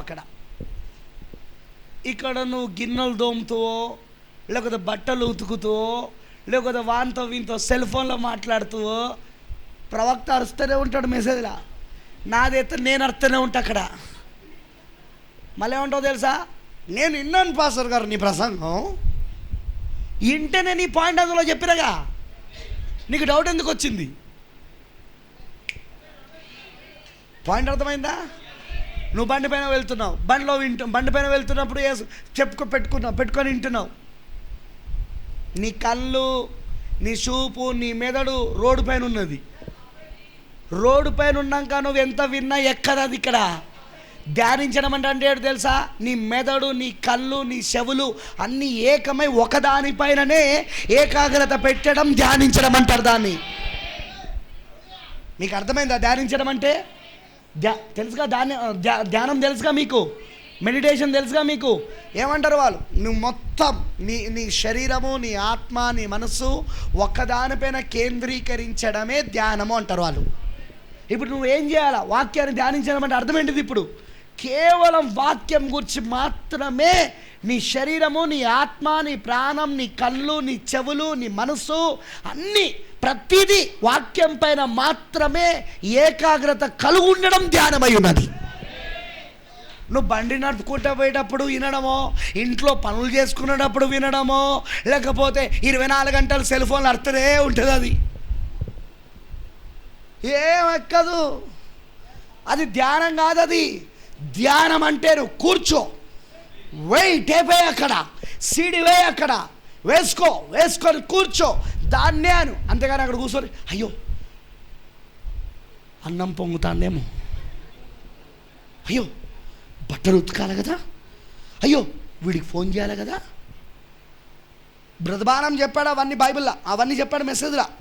ప్రార్థించేటప్పుడట, వాక్యం ధ్యానించేటప్పుడట, నువ్వు ప్రార్థన చేసేటప్పుడు లేచి బట్టలు ఉతకాలి. ప్రభువానికి స్తోత్రం ప్రభువా. కానీ మనసులో మాత్రం లేచి బట్టలు ఉతకాలి, ఇప్పుడు ఇంటికి పోయినాక బట్టలు ఉన్నాయి, బట్టలు ఉతకాలి, ఆ తర్వాత చికెన్ తెస్తా అన్నాడు మా ఆయన, ఆ చికెన్ ఉండాలి. That's not prayer. నువ్వు ఇక్కడ కూర్చొని స్తోత్రం స్తోత్రం స్తోత్రం అంటాను, కానీ మనసు మాత్రం చేపల పులుసు అంటాను, అక్కడ చికెన్ అంటాను, అక్కడ నోరు మాత్రం స్తోత్రం అంటాను. That's not the prayer. అది ప్రార్థన కాదు. వాక్యం ధ్యానించేటప్పుడు అవును నేను కరెంట్ బిల్లు కట్టాలి కదా, అవును నేను సాయంత్రం నేను వెళ్ళి అక్కడ పని చేయాలి కదా. ఇక్కడ వాక్యం ధ్యానిస్తుండగా నీ ఆలోచన అక్కడ పోయినావంటే అర్థమేంటో తెలుసా? అది ధ్యానించడం అన్నారు దాన్ని. అందుకే చాలామందికి బైబిల్ అర్థం కావట్లేదు, వర్తమానాలు అర్థం కావట్లేదు. ఎందుకు? ధ్యానించడం అనేది లేదు. ధ్యానించడం అంటే ఏంటో తెలుసా? కంప్లీట్గా అన్నిటినీ, లోక సంబంధమైన అన్నిటినీ మూసేయడం. నీ సెల్ ఫోన్ స్విచ్ ఆఫ్ చేసి పడేయమ్మా. చెప్పేయడం ఇంట్లో, నేను బయటికి రాను, రూమ్లో నుండి నేను వాక్య ధ్యానంలో ఉంటున్నాను, నేను బయటికి రాను, నన్ను డిస్టర్బ్ చేయొద్దు నేను వచ్చేదాకా. బ్రతబేరం అలానే చేసేవాడు. స్టడీ రూమ్లో ఎంతమంది వచ్చినా ఎన్ని గంటలైనా బయట నిలబడేవాళ్ళు. సిస్టర్ మీడాకి చెప్పేవాడు. సిస్టర్ మీడాకి చెప్పాల్సిన అవసరం లేదు, ఆమెకు తెలుసు ఆమె భర్త గురించి. స్టడీ రూమ్కి వెళ్ళాడా ఆమె తలుపు కొట్టదు. ఆయన ఆ స్టడీ రూమ్కి వెళ్ళాడా, ప్రేయర్ రూమ్కి వెళ్ళాడా తలుపు కొట్టదుగా ఆమె. ఎంతమంది అయినా రాని, ఎంత అర్జెంట్ అయినా కానీ అస్సలు తలుపు కొట్టదు. ఎందుకంటే ప్రాఫెట్ స్ట్రిక్ట్గా చెప్తాడు, నువ్వు తలుపు కొట్టే సమయంలో నేను ఏ దర్శనంలోనో ఉంటాను, నువ్వు తలుపు కొట్టే సమయంలో నేను దూతతో మాట్లాడుతూ ఉంటాను. సో నెవర్, ఎన్నడూ తలుపు కొట్టొద్దు అంటాడు ఆయన. లేదా నువ్వు తలుపు కొట్టే సమయంలో నాకు పరిశుద్ధాత్మ పెన్ తీసుకొని రాయమంటా ఉంటాడు, ఒక్కొక్కటి చెప్తా ఉంటే నేను రాస్తూ ఉంటాను, ఆ మర్మం నాకు విప్పుతూ ఉంటాడు అక్కడ. అందుకే ప్రాఫెట్ వేటాడడానికి వెళ్తానన్న పేరుతో వెళ్తానని చెప్పి అక్కడ చేసేది ఏంటో తెలుసా? ధ్యానం, ప్రార్థన. ఎందుకంటే అక్కడ ప్రకృతిలో ఏవి డిస్టర్బెన్స్ ఉండదు, అక్కడ మనుషుల సంచలనం ఉండదు. అక్కడ వింటున్నారా? పూర్తిగా మునిగిపోతాడు ప్రార్థనలు అక్కడ. అందుకే ఆయనకు ఒక గుహ ఉండేది. ఆయన 2 రోజులు 3 రోజులు ప్రార్థన చేయాలి, ఉపవాసం అన్నప్పుడు ఆ గుహలోకి వెళ్ళిపోయేవాడిగా. ఆ గుహ ఎక్కడుందో ఎవ్వరికీ తెలియదు. ఓన్లీ సిస్టర్ మీడాకు చెప్పాడు ఒకసారి పలానా చోట ఉన్నదని. తర్వాత ప్రవక్త చనిపోయిన తర్వాత దాన్ని అతి కష్టం మీద కనుగొన్నారు. అది సిస్టర్ మీడాకు చెప్పిన ఆనవాళ్ళను బట్టి కనుగొన్నారు. అంత రహస్యంగా ఉంచాడు ఆయన తన గుహను. ఎందుకు? ఎవరు అక్కడికి ఆయన ప్రార్థన చేయడానికి వెళ్ళినప్పుడు డిస్టర్బ్ చేయొద్దని. తెలుసా? సొంత కుమారుడు అనారోగ్య పాలయ్యాడు. ఎవరు? Billy Paul. ఆపరేషన్ టేబుల్ పైన ఉన్నాడు. సస్తాడో బతుకుతాడో తెలియదు. ఆ సమయంలో బ్రదర్ బెనాం కోసం మొత్తం వెతికారు, ఎక్కడ కనబడలేదు. కానీ బ్రదర్ బెనాం ఆ గుహలో ప్రార్థిస్తుండగా దూత దిగొచ్చాడు అక్కడికి. వెళ్ళి బిల్లీ పాల్ ఇప్పుడు ఆపరేషన్ టేబుల్ పైన ఉన్నాడు, అతనికి వెళ్ళి ప్రార్థన చేయకపోయామన్నాడు. అంత రహస్యంగా ఉంచాడు ఆయన ప్రార్థన జీవితాన్ని, అంత రహస్యంగా ఉంచాడు ప్రార్థనా స్థలాన్ని. నువ్వేం చేస్తున్నావు ప్రార్థన అంటే? స్తోత్రం చేపల పులుసు. ఇక్కడ వాక్యంలో యెహోవా ధర్మశాస్త్రములు దివారాత్రులు ధ్యానించబడుతున్నాడు. ఇప్పుడే ఫోన్ చేయాలి కదా, నేను మనం చేస్తానన్నా కదా. దుష్టుడు ఆలోచన నడవక, అపాసకులు కూర్చుండక, అరే వాడు వస్తానడగా ఇంకా రాలేంది. అవునా కదా బ్రదర్? ఎవటో పాస్టర్ రేణుష్ గారు నిజమండి. అందుకే చాలామందికి వర్తమానం అర్థం కావట్లేదు, చాలామందికి బైబిల్ అర్థం కావట్లేదు. ప్రవక్త బెస్ట్ టైం ఏమన్నాడో తెలుసా? దయ్యాలన్నీ పడుకునే సమయం అన్నాడు. దయ్యాలన్నీ పడుకునే సమయం ఏంటో తెలుసా? రాత్రి 2. అందుకే ఆయన ఏం చేసేవాడో తెలుసా? రాత్రి 2-2:30కు లేచి గన్ను పట్టుకొని, తన రైఫిల్ని పట్టుకొని అడవిలకు వెళ్ళి తెల్లవారి వరకు, సూర్యుడు ఉదయించే వరకు ప్రార్థించేవాడు. అప్పుడు అన్ని లోకంలోని అన్ని కార్యక్రమాలన్నీ, దయ్యాలన్నీ పడుకుంటాయట. అందరూ వాళ్ళ వాళ్ళ పనులను ముగించుకొని అందరూ పడుకున్న సమయం అది బెస్ట్ టైం అన్నాడు. వర్తమానాలు చదవాలన్నా, ధ్యానించాలన్నా, ప్రార్థించాలన్నా రాత్రి 2:30 నుండి ఉదయం 6-7 గంటల వరకు. నేను ఇవన్నీ ఎందుకు చెప్తున్నావు తెలుసా? చెయ్యి, నువ్వు ఒకసారి ట్రై చేయి. నువ్వు డే టైంలో కూర్చుంటా నీ వల్ల కాదు. ఎవడో ఫోన్ చేస్తాడు. ఈ సెల్ ఫోను ఇది ఉపయోగం కంటే దురుపయోగమే ఎక్కువైపోయింది. ఇది కరెక్ట్గా ప్రార్థన చేసేటప్పుడు ట్రైంగ్ ట్రైంగ్ ట్రైంగ్ ట్రైంగ్ అని వినబడతా ఉంటుంది. అప్పుడే ఏదో మెసేజ్ టింగ్, ఏంటో మెసేజ్. ప్రార్థన చేస్తూనే ఉంటాం, మెసేజ్ ఏంటిదో, ఏదో మెసేజ్ వచ్చింది, ఏదో చెప్పింది, ఏదో వచ్చింది. అందుకే ప్రార్థన మధ్యలో ఆపి మెసేజ్ చూస్తాం. ఏం మెసేజ్ ఇది? ఏమున్నది? పనికిరాని మెసేజ్. బెస్ట్ టైం చెప్పాలా నేను? రాత్రి 2 తర్వాత మొదలు పెట్టండి. నిజం నేను చెప్పేది. రాత్రి 2 తర్వాత మొదలు పెట్టండి. ఇక ఉదయం 6 గంటల వరకు ఆ 4 అవర్స్ దేవుడికి ఇవ్వండి. ప్రార్థన వర్తమానం చూడండి ఇక ఎలా ఉంటుందో. బ్రతమానం అలానే చేసేవాడు అని చెప్పాడు ఆయన ఎక్స్పీరియన్స్. అప్పుడు దయ్యాలు కూడా పనిచేయవట, అన్నీ నిద్రపోతాయట అవి కూడా. ఎందుకంటే పని చేయాలంటే మనుషులనేగా పని చేయాలి. అవి పని చేయాలంటే ఎక్కడ పని చేస్తాయండి? మనుషులనేగా పని చేయాలి. మన మనుషులు నిద్రపోతే అవి ఎట్లా పని చేస్తాయి? అది సెకండ్ షో అయిపోయి అందరు నిద్రపోతారు. ఇక అన్ని దయ్యాలు నిద్రపోతున్న సమయాలు అవి.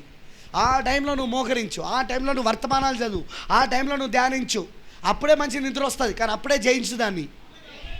చూడు ఆ తర్వాత ఎలా ఉంటుందో. ఇక అద్భుతంగా ఉంటుంది వర్తమానం. చాలామంది పిల్లలకు, స్టూడెంట్స్కి పొద్దున 3 గంటలకు లేచి చదవమంటాం. మైండ్ చాలా ఫ్రెష్గా ఉంటుందని అంటాం. ఎస్, అది నిజం. ప్రేమైన దేవుని పిల్లలారా, మీరు అవసరమైతే 9 గంటలకు పడుకోండి, లేదా 10 గంటలకు పడుకోండి. 2 గంటలకు లేవండి. లేసో టీ తాగండి, ఫ్రెష్ అప్ కండి, ఓ మోంగ్ కడుక్కోండి, టీ తాగండి. ఇంకా నిద్ర అనిపిస్తే స్నానం చేయండి సన్నీళ్ళతో. ఎస్, మేము అట్లనే చేసాం.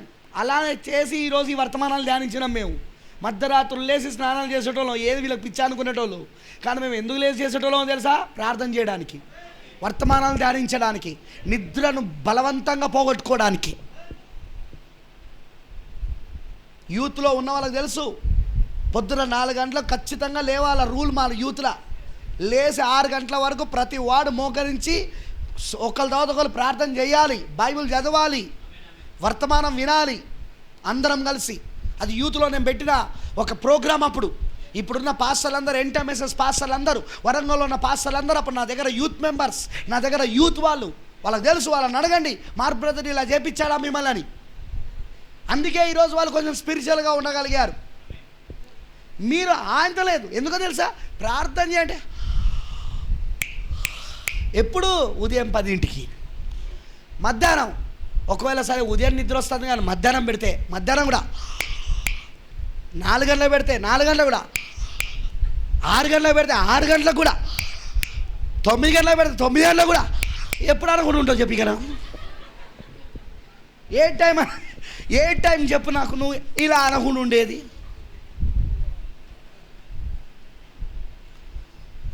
మెయిన్ ప్రాబ్లం ఏంటో చెప్పాలా? ఇక్కడ లేదు ఆకలి దప్పిక. ఇక్కడ లేదు. ఇక్కడ ఉంటే నిద్రలు రావు. అరే ఈ వర్తమానాన్ని నేను చదవాలి అని నేను ఇక్కడ పీడిస్తూ ఉంటే నువ్వు లేచి చదివేదాకా నువ్వు నిద్రపోలేవు. నువ్వు చాలాసార్లు నేను మధ్యరాత్రి అందుకే లేచిపోయి కూర్చుంటాను. అక్కడ మెసేజ్ పట్టుకొని కూర్చుంటాను.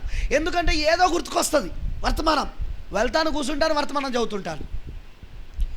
కారణం ఏంటిది? అలా ఎందుకు చేస్తాను? ఎందుకంటే అక్కడ ఆకలి తప్పుకున్నప్పుడు మనం అలా చేస్తామండి. వినొచ్చు.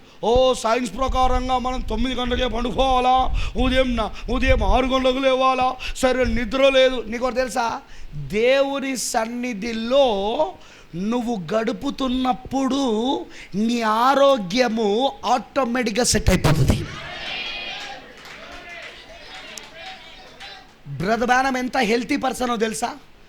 ఆయనకు అసలు నిద్ర ఉండేది కాదు ఆయనకు, కానీ ఆయన ఎప్పుడు ఆయన అనారోగ్య పాలైనది లేదు.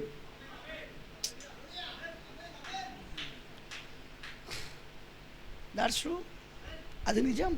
కొన్నిసార్లు ఆయన 6-7 గంటల వరకు ధ్యానించి 7 గంటలకు పడుకునేవాడు, ఉదయం మళ్ళీ 10 గంటలకు లేచేవాడు.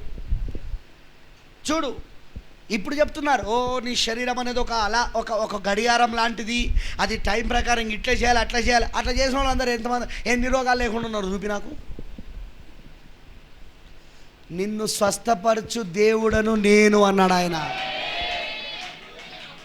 దేవునికి సన్నిధికి వచ్చి దేవుని సన్నిధిలో ప్రార్థన చేస్తా అంటే నువ్వు అనారోగ్యం వస్తుంది అంటే ఏంది, బీపీ వస్తుంది, షుగర్ వస్తుంది అంటే ఏంది, నువ్వు నాకు అర్థం కావట్లేదు. దేవుని సన్నిధికి వస్తే ఉన్న ఒత్తిళ్ళు, ఉన్న రోగాలు, ఉన్న వ్యాధులను ఎగిరిపోతాయి. నువ్వు దేవుని సన్నిధిలో గడుపుతా అంటే ఇంటి దగ్గర ఉన్ని పోతాయంటే చూసినావా సైన్స్ ఎంత వ్యతిరేకంగా చెప్తుందో. ఈరోజు వీళ్ళు డాక్టర్లు ఎంత వ్యతిరేకంగా చెప్తున్నారో, వాక్యానికి విరోధంగా. సైన్స్ కాదు మీరు పాటించాల్సింది, మెడికల్ సైన్స్ని కాదు మీరు పాటించాల్సింది, దేవుడు వాక్యాన్ని పాటించండి. చూడండి ఆ తర్వాత రిజల్ట్స్ ఎలా ఉంటాయో. బీపీ ఉందా, రాత్రంతా నిద్రపోనందుకు బీపీ పెరుగుతుంది, రాత్రంతా నిద్రపోనందుకు షుగర్ పెడతానుగా అనుకోకండి, తగ్గుతుంది. తెల్లాలే చెక్ చేస్తే నీకు ఉండదు, నీకు నార్మల్ ఉంటుంది. ఎందుకో తెలుసా, దేవుడు నిన్ను స్వస్థపరిచాడు. అక్కడ సాతానుడు దేవుని సన్నిధికి వెళ్ళకుండా చేసే సాతానుడు అనమాట. 9 గంటలకే నిద్రపో, 6 గంటల వరకు నిద్రపోవాలా నువ్వు, అది దయ్యం చెప్తుంది. దేవుడు ఏమంటాడో తెలుసా, లేచి ప్రార్థన చేయి. మీరు ఎప్పుడైనా సంఘ సంస్కృతుల యొక్క జీవితాలు చదివారా? ఆ కాలంలో పుట్టిన భక్తుల జీవితాలు చదివారా? వాళ్ళు రాత్రంతా ప్రార్థన చేశారు. మరి వాళ్ళకి ఎందుకు అనారోగ్యాలు కలగలేదు? వాళ్ళు ఎందుకు జబ్బు పడలేదు? ఈరోజు జబ్బు వచ్చేది మెయిన్ థింగ్, మనం తినే ఆహారము, మనం తాగే నీరు, గాలి కలుషితమైపోయింది. అంతేగాని ఇవి కాదు. దేవుని సన్నిధికి వస్తే కలుషితమైన ఆహారం కూడా పవిత్రపరచబడుతుంది. అందుకేగా మనం ప్రార్థన చేసేది, ఇందులో ఏ దోషమున్నా తీసే ప్రభువా. మీకు తెలుసా దేవుడు తీసేస్తాడని? నువ్వు తినే అన్నంలో షుగర్ క్వాంటిటీ ఎక్కువ ఉందనుకో, నువ్వు ప్రార్థన చేస్తే ఏం చేస్తాడో తెలుసా దేవుడు? That is the prayer power. అదే ప్రార్థన శక్తి. నువ్వు తినే ఆహారములో అది తినడం వలన నీ బీపీ పెరుగుతుందని, దానికి సంబంధించిన ఏదైనా కారమో అదో ఇదో ఉందనుకో, ఉప్పు ఉందనుకో, నువ్వు ప్రార్థన చేస్తే ఏం జరుగుతుందో తెలుసా?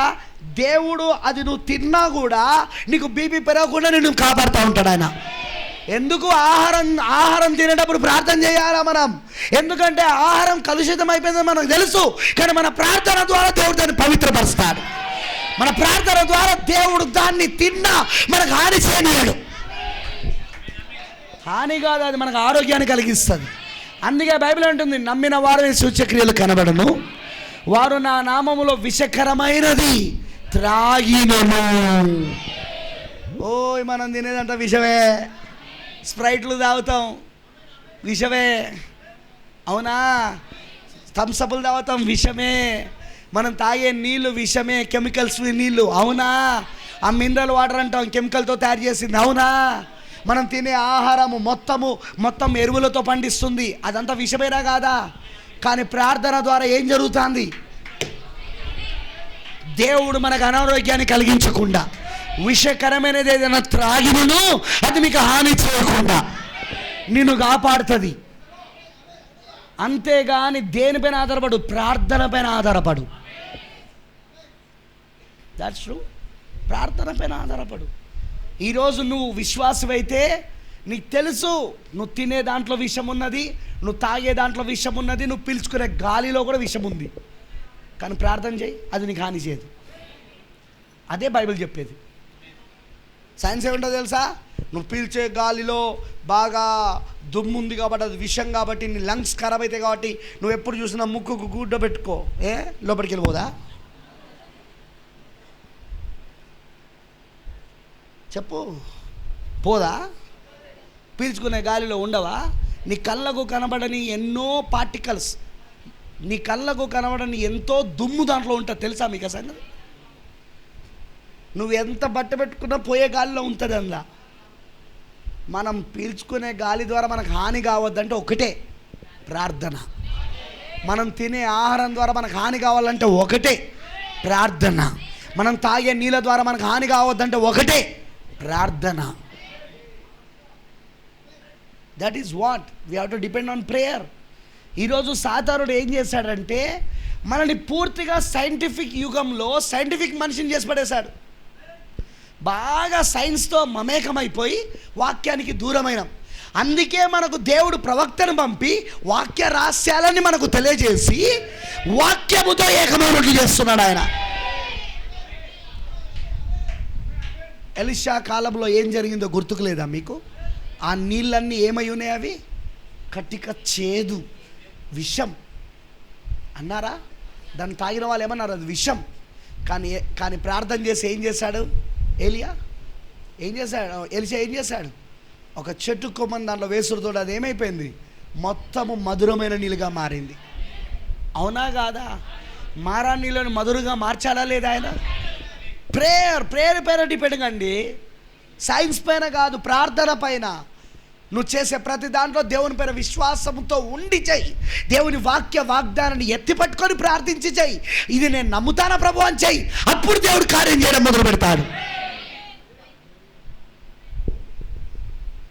సైన్సే కదా సంకర జాతిని తీసుకొచ్చింది. ఇప్పుడు అదే సైన్స్ అంటుంది కదా ఎరువులతో పండింది తినొద్దని. వాడు చూసిన ఎంత తెలియగలడో వాడు. వాడే తీసుకొచ్చిండు, వాడే తినొద్దు అంటున్నాడు. అవునా కాదా? చెప్పండి నాకు, అవునా కాదా? అవును. పురుగుల మందుతో తయారు చేసింది కూల్ డ్రింకులు వాడేగా. ఇప్పుడు వాడే అంటున్నాడు మళ్ళీ. చూసావా? సైన్స్ మాట ఎప్పుడు నమ్మొద్దు, దేవుడు వాక్యం నమ్మాల. మనం ఎరువులతో చేసింది తినక తప్పదు. తింటే చేస్తామని మనకు తెలుసు, ప్రార్థన చేస్తే బతుకుతామని తెలుసు. అదే విశ్వాసం ఉన్నది. ప్రార్థన ద్వారా మనం బతకగలుగుతాం. విషయాన్ని కూడా ఆయన మధురముగా మార్చేస్తాడు. అది నీకు ఏ హాని చేయకుండా చేస్తాడు. ప్రార్థన పైన ఆధారపడు, వాక్యం పైన ఆధారపడు, వాగ్దానాల పైన ఆధారపడు. రాత్రంతా నిద్రపోకుండా ఉంటే ఆరోగ్యం దెబ్బతింటుంది. అందుకే రాత్రి ప్రార్థన చేయొద్దు నువ్వు. సైతాన్ చెప్తాడు వాడు చెప్పేది అదే. కానీ నీకు విషయం తెలుసా? నువ్వు రాత్రంతా ప్రార్థన చేస్తే నీ ఆరోగ్యం, రాత్రంతా నిద్రపోయినప్పుడు కూడా ఉండని ఆరోగ్యం రాత్రంతా ప్రార్థన చేసినప్పుడు ఉంటుంది. అది మీరు నమ్మండి, నా మాట, బైబిల్ మాట. అది మీరు నమ్మండి. నేను ఎక్స్పీరియన్స్ పొందుకొని చెప్తున్నా నేను ఆ మాట. ఆన్లైన్ ప్రేయర్స్ ఎందుకు ఉండేవి బైబిల్లో? ఎందుకు రాత్రంతా పౌలు బోధించాడు? ఆన్లైన్ ప్రేయర్స్ ఎందుకున్నాయి బైబిల్లో? అందుకే. ప్రవక్త ఎందుకు రాత్రంతా ప్రార్థన చేసేవాడు? ఎందుకని అన్నాడు మంచి సమయం ప్రార్థనకు వాక్యానికి సమయం రాత్రి 2 తర్వాత అని. దయ్యాలన్నీ నిద్రపోయే సమయం. అందరూ అన్ని పనులు ముగించేసుకొని నిద్రపోతారు. ఆ సమయమే మీకు మంచి సమయం ప్రార్థన అని ఎందుకన్నాడు? నీవు దేవునితో చాలా తొందరగా ఏకం కాగలుగుతావు ఆ టైంలో. ఎందుకంటే దయ్యాలు పనిచేయవు. మిగతా టైంలో దయ్యాలు పనిచేస్తూ ఉంటాయి. అందుకే ఎవడో అన్న ఫోన్ చేస్తాడు, ఎప్పుడు చేయనోడు. ఎప్పుడు గిరాయికి ఇవ్వనోడు వాడు ఫోన్ చేస్తాడు, వస్తావా, కిరాయి ఉన్నది వస్తావా? కరెక్ట్గా ప్రార్థన చేస్తున్న సమయంలో, కరెక్ట్గా బైబిల్ చదువుతున్న సమయంలో వింటున్నారా? ఎప్పుడు రానోడు అప్పుడే ఇంటికి చుట్టపోడు వస్తాడు. కరెక్ట్గా నువ్వు ఉపవాసపడి ప్రార్థన చేద్దామని అనుకున్నప్పుడు. మంచి టైం ఏంటో తెలుసా? రాత్రి 2 ఎవడు రాడు. నా ఫోన్లు రావు, నా కిరాయి రావు, ఇంటికి ఎవడు రాడు. అన్ని దయ్యాలు నిద్రపోతాయి. అది నేర్చుకోండి. రాత్రి టైంలో పెట్టుకోండి. ఇక ప్రార్థనలో కూర్చోండి, బైబిల్ చదవండి. ఎందుకంటే ఇవి సమయం, ఇది దేవుని సమయం. దేవునికి బాగా మనం ఇవ్వాలి. ఇప్పుడు మనం రహస్యాలు తెలుసుకోవాలి. ఆయన రహస్యాలని ఉట్టిగా చెప్పలేదు. ఎందుకంటే మనం ఆయన భార్య కనుకనే ఆయన రహస్యాలని మనకు విప్పాడు ఆయన. బ్రదబానం అంటాడు, the end time braid is the profit. చివరి కాలపు వధువు ప్రవక్త అయి ఉన్నదన్నాడు యోహాన్. అందుకే ప్రవక్త అన్నాడు. ప్రవక్త తెలుసా మీకు ఆ విషయము? ప్రకటన గ్రంథం రాసిన యోహాను ఏమన్నాడు? ఆయన ప్రవక్త అన్నాడు. తెలుసా మీకు ఆ సంగతి? ఎందుకంటే వాక్యం ప్రవక్త దగ్గరకు వచ్చింది, యోహాన్ దగ్గరకు వచ్చింది. అంటే ప్రవక్తనేనా కాదా? ఇప్పుడు యోహాన్ ఎవరికి సాదృశ్యం అంటే ఇప్పుడు మనం ఏమై ఉన్నాం? ఇప్పుడు మనం ప్రవక్త అయి ఉన్నాం. అందుకే రాష్ట్రాలను ఎవరికి గెలుస్తున్నాడు? ఇప్పుడు ఆయన ప్రవక్తకు తెలియజేస్తున్నాడు, వధువుకి, ప్రవక్తకు. ఆమేన్, హల్లెలూయా. ప్రియమైన దేవుని పిల్లలారా, తెలుసుకోండి. పైన పైన ఉండకండి, పైన పైన వర్తమానాలు ధ్యానించకండి, పైన పైన దాంట్లో ఉండకండి. లోతుకి వెళ్ళండి, ఆయన మనస్సులో ఉన్న కార్యాలను ధ్యానించండి. దేవుడు మిమ్మల్ని దీవించును గాక. అందుకే దేవుడు ఆదికాండాన్ని, దానియేలు గ్రంథాన్ని, ప్రకటన గ్రంథాన్ని, ఈ మూడింటిని ప్రవక్తకు 1960 నుండి 65 వరకు మొత్తం వాటిలో ఉన్న రహస్యాలని చెప్పడం మొదలుపెట్టాడు. అవన్నీ బోధించడం మొదలుపెట్టాడు. అది పలకబడిన మాట అది వ్యర్థంగా పోదు. ఖచ్చితంగా అది ఎవరిలో ఒకరిలో శరీరధారి కావాలి. ఆ ఒక్కడిని నేనే ఉన్నానని మనస్ఫూర్తిగా నేను నమ్ముతున్నాను. నేను అందుకే దేవుడు నాకు ఈ రహస్యాలు చెప్తున్నాడు. అందుకే నేను చెప్పే వర్తమానాలు ఇంత లోతుకుంటున్నాయి. ప్రైజ్ ది లార్డ్, హల్లెలూయా. మరి మీరు నమ్ముతున్నారా? ఎందుకంటే మీరు కూడా రహస్యాలు తెలుసుకునే వధువు అయి ఉన్నారు. రహస్యాలు చెప్పేది ఎప్పుడు వధువుకే, భార్యకే, ప్రవక్తలకే. ఇప్పుడు మనం ఎండ్ టైం ప్రాఫిట్ అయి ఉన్నాం. మనం చివరి కాలపు ప్రవక్త అయి ఉన్నాం. మనం యోహాన్ అయి ఉన్నాం. మనం ఇప్పుడు ఆమేన్. స్పోకెన్ వర్డ్ మినిస్ట్రీ, పలకమైన మాట మళ్ళీ మనకి ఇచ్చాడు దేవుడు. ఏ కాలంలో కూడా దేవుడు ఇవ్వలేదు ఎవరికి కూడా, అవునా? కానీ ఇప్పుడు వధువు సభ్యులకు ఇచ్చాడు ఆయన. అది ఎక్కడైనా దేవుడు చరిత్రలో అలా ఇచ్చాడా? మనకిచ్చాడు. మనలాంటి సాధం. నేను చెప్పాను కదా, పక్షిరాజులుగా దేవుడు యెహోవాగా ఉన్న ఆయనను తన ప్రవక్తలను మాత్రమే పక్షిరాజులు అన్నాడు. కానీ ఈ కాలంలో మాత్రం సభ్యులను కూడా ఆయన పక్షిరాజులు అంటున్నాడు ఆయన. మీకు అర్థమైందా మాట? ఆ మాట పక్షిరాజులను ఆయన ఇంతవరకు ఏ కాలంలో కూడా సంఘాన్ని అనలేదు ఆయన. మరి పక్షిరాజులను ఎవరు పిలిచాడు ఆయన ఇంతవరకు? ప్రవక్తలను పక్షిరాజులు అన్నాడు, తనను తాను పక్షిరాజు అన్నాడు. యెహోవా తనను తాను పక్షిరాజుగా పిలుచుకున్నాడు, అలానే ప్రవక్తలను పక్షిరాజులు అన్నాడు, అవునా? కానీ మన కాలం మాత్రమే సామాన్యమైన నువ్వు ఒక పక్షిరాజు పిల్లవై ఉన్నావు ఇప్పుడు. అంటే ప్రవక్తల అభిషేకం మీపైకి వచ్చిందన్నమాట. రహస్యాలన్నీ నీకు బయలుపరచబడుతున్నాయి. అందుకే ఎందుకంటే రహస్యాలన్నీ ఎవరికి బయలుపరుస్తాడు ఆయన? తన సేవకులైన ప్రవక్తలకు. అందుకే ఆ రహస్యాలను దేవుడు మీకు బయలుపరుస్తా ఉన్నాడు. వావ్, ఆమేన్, హల్లెలూయా. మనం పక్షిరాజులమై ఉన్నందుకు మీరు సంతోషంగా లేదా? వావ్, ఆమేన్, హల్లెలూయా. దేవుడు నిజంగా ఎంతో గొప్ప కృపనిచ్చాడు మనకు. God bless you all. దేవుడు మీ అందరినీ దీవించును గాక. మీరు చాలా మంచి ప్రజలై ఉన్నారు. ఎందుకంటే చెప్తా అంటే వింటా ఉన్నారు మీరు, కానీ ఆపాల ఏదో ఒక దగ్గర. ఈరోజు నేను ఈ ఇంట్రొడక్షన్ ఎందుకు ఇచ్చానంటే, అసలు మనం ఎందుకు ఈ కూటాలు పెట్టుకుంటాం, మనం ఎందుకు ఈ ప్రసంగాలు వింటాం, మనం ఎందుకు ఇవన్నీ చేస్తున్నామో మీకు అర్థం కావాలి. డబ్బులు ఎక్కువ పెడతలేను నేను ఈ ప్రసంగాలు, ఈ మీటింగ్లు. No no no no. ఇవన్నీ ఎందుకంటే చాలా ఇంపార్టెంట్. ఇవన్నీ మనకు తెలియాలి. ఇవన్నీ బయలుపరచబడ్డాయి. ప్రవక్త ద్వారా దేవుడు తెలియజేశాడు. మెసెంజర్ వర్తమానికుడు ఏం చెప్పాడో అదే మనం ఇప్పుడు వినాలి. దేవుడు ఆ కృప నాకు ఇచ్చాడు. ఈ వర్తమానాన్ని ఉన్నది ఉన్నట్టుగా బోధించే కృప దేవుడు నాకు ఇచ్చాడు. That's the grace. అది నాకు దేవుడు ఇచ్చిన కృప. ఇందులో తీసేయడం కానీ కలపడం కానీ లేకుండా ఉన్నది ఉన్నట్టుగా బోధించే కృప దేవుడు నాకు ఇచ్చాడు. అందులో నేను ప్రభుకి మహిమ చెల్లిస్తున్నాను. ఫ్రెండ్స్, నేర్చుకోండి, ధ్యానించండి. ఈ రాత్రి ఇంటికి పోయి పడుకోకండి. ఈ రోజు నుండే మొదలు పెట్టుకోండి. 3 o'clockకో 3:30కో టైం పెట్టుకోండి. లేవండి, ముఖం కడుక్కోండి, ప్రేయర్ చేయండి, వర్తమానాలు ధ్యానించండి. చూడండి రిజల్ట్ ఎట్లుంటుందో. ఒక 1 నెల రోజులు చేసి చూడండి. మీరే అంటారు, పాస్టర్ ఏం సీక్రెట్ చెప్పావయ్యా నువ్వు, ప్రాఫిట్ ఏం రాసని చెప్పాడు, నాకు ఎన్ని రోజులు ప్రార్థన చేయాలంటే ఇబ్బంది అయిపోయేది, ఇప్పుడు నాకు తెలిసింది అని మీరే అంటారు. That's true. ఆ రహస్యం అది. కాబట్టి మత్తులే నిద్రపోకండి, రాత్రులే మంచి సమయం ప్రార్థన చేయడానికి ఆ పని చేయండి. God bless you. దేవుడు మిమ్మల్ని దీవించును గాక. ప్రార్థన చేసుకుందాం. దయచేసి అందరూ కూడా లేచి నిలబడినట్లయితే మనం ప్రార్థన చేసుకుందాం. మన మధ్యలో తూర్పుగోదావరి జిల్లా నుండి పాస్టర్ రేరోజ్ గారు వచ్చారు. మంచి పాటలు పాడే వరము దేవుడు ఆయనకి ఇచ్చాడు, దేవుడి కృప వలన. మరి ప్రభు చిత్తమైతే రేపు ఒక చిన్న సాక్ష్యాన్ని కూడా సోదరుడు మన మధ్యలో పంచుకుంటాడు. ఆయన ఏ విధంగా ప్రభులోకి వచ్చాడు, తర్వాత ఆయన వేరే దేశంలో పనిచేస్తుండగా మంచి రాబడిని, ఉద్యోగాన్ని వదిలిపెట్టుకొని దేవుని పిలుపుకు లోబడి అన్నిటిని విడిచిపెట్టుకొని వచ్చి సేవ చేస్తున్నాడు. దేవుడు ఆయనకంత గొప్ప కృపనిచ్చాడు. మరి అలాంటి సేవకుడు మన మధ్యలో ఉండడం, వరము కలిగిన సేవకుడు మన మధ్యలో ఉండడం దీవెన. అది వధువుకి ఆశీర్వాదం. అది పాటలు పాడడం కూడా అది అందరికీ ఇవ్వబడదు. దేవుడు అదొక వరముగా ఇచ్చాడు. వండర్ఫుల్ బ్రతమానం అంటాడు, ఒకవేళ నేను ప్రసంగికుని కాకపోతే పాటలు పాడే ఒక వాడిగా నేను ఉండడానికి ఇష్టపడుతున్నాను, ఎందుకంటే నాకు పాటలు పాడడం అంటే చాలా ఇష్టం అని అంటాడు ప్రాఫెట్. నిజమే, పాటలు పాడే వరము అది గొప్ప వరం.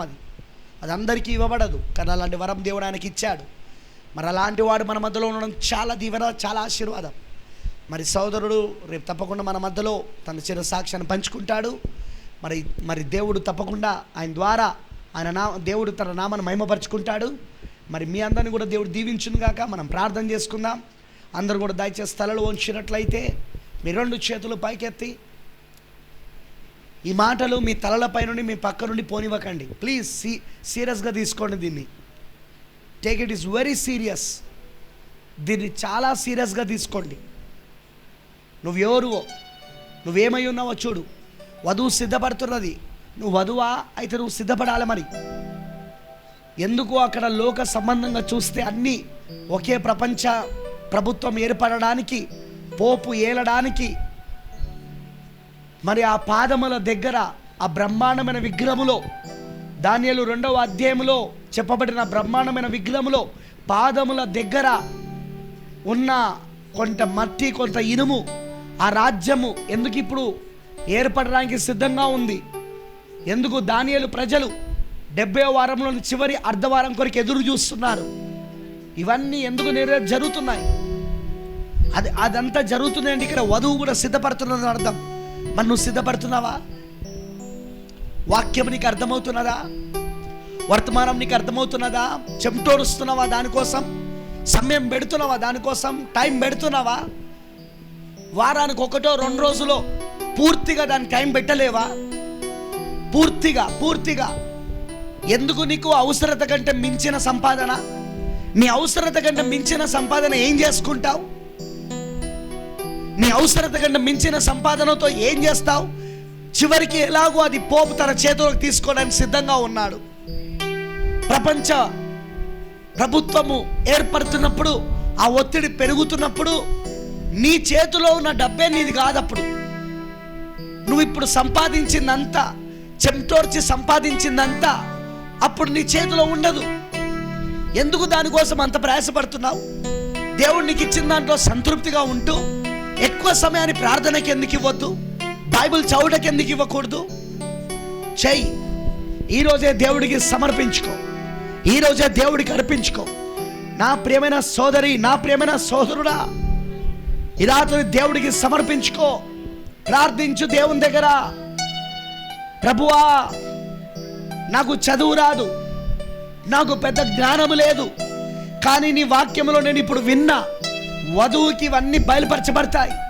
పేతురుకు ఆ రోజు ఏమీ తెలవకపోయినా పరలోక రాజ్య మర్మములు, పరలోక రాజ్య రహస్యాలు బయలుపరచబడ్డాయి. అందుకే అతను ఆ తాళపు చేయి కూడా కలుగున్నాడని నేను విన్నాను.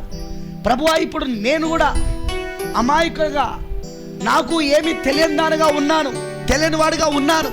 నువ్వు తప్పకుండా నాకు బయలుపరుస్తావని నమ్ముతున్నా. నాకు అది తెలుసుకోవాలన్న కోరిక ఉన్నది. నా హృదయంలో ఆకలి దప్పికలు ఉన్నాయి. దేవా, సాయం చేయ నాకని పూర్తిగా దేవుడికి సమర్పించుకో. ప్రార్థించు, దేవుని దగ్గర అడుగు. ఈ రోజు నుండి మొదలుపెట్టు.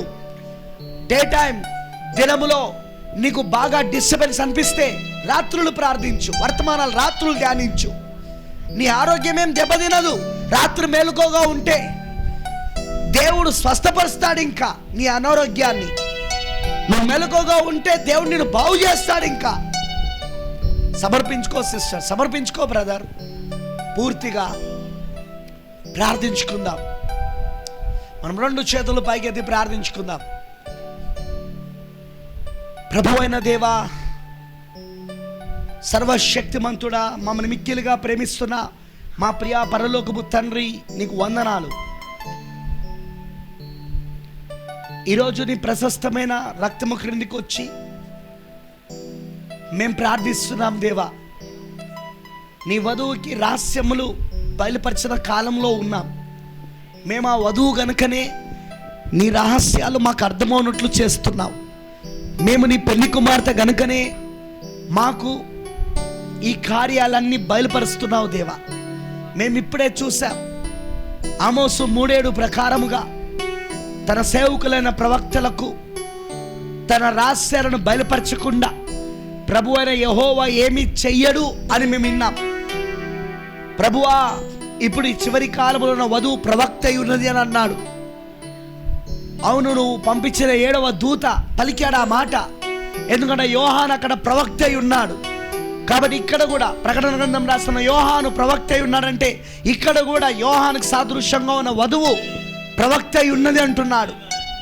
అవును దేవ, అందుకే ఈ రహస్యాలను నువ్వు మాకు బయలుపరుస్తున్నావు. మేము నీ భార్య కనుకనే ఈ రహస్యాలను నువ్వు బయలుపరుస్తున్నావు. ఇవన్నీ మేము తెలుసుకోవాలి. ఆ లోతైన విషయాలు మేము ధ్యానించాలి. వాటన్నిటిని మేము తెలుసుకొని మేము ఎవరము, ఎక్కడి నుండి వచ్చిన వాళ్ళము, ఇప్పుడు ఇక్కడ ఎందుకున్నాము, మేమేం కాబోతున్నాము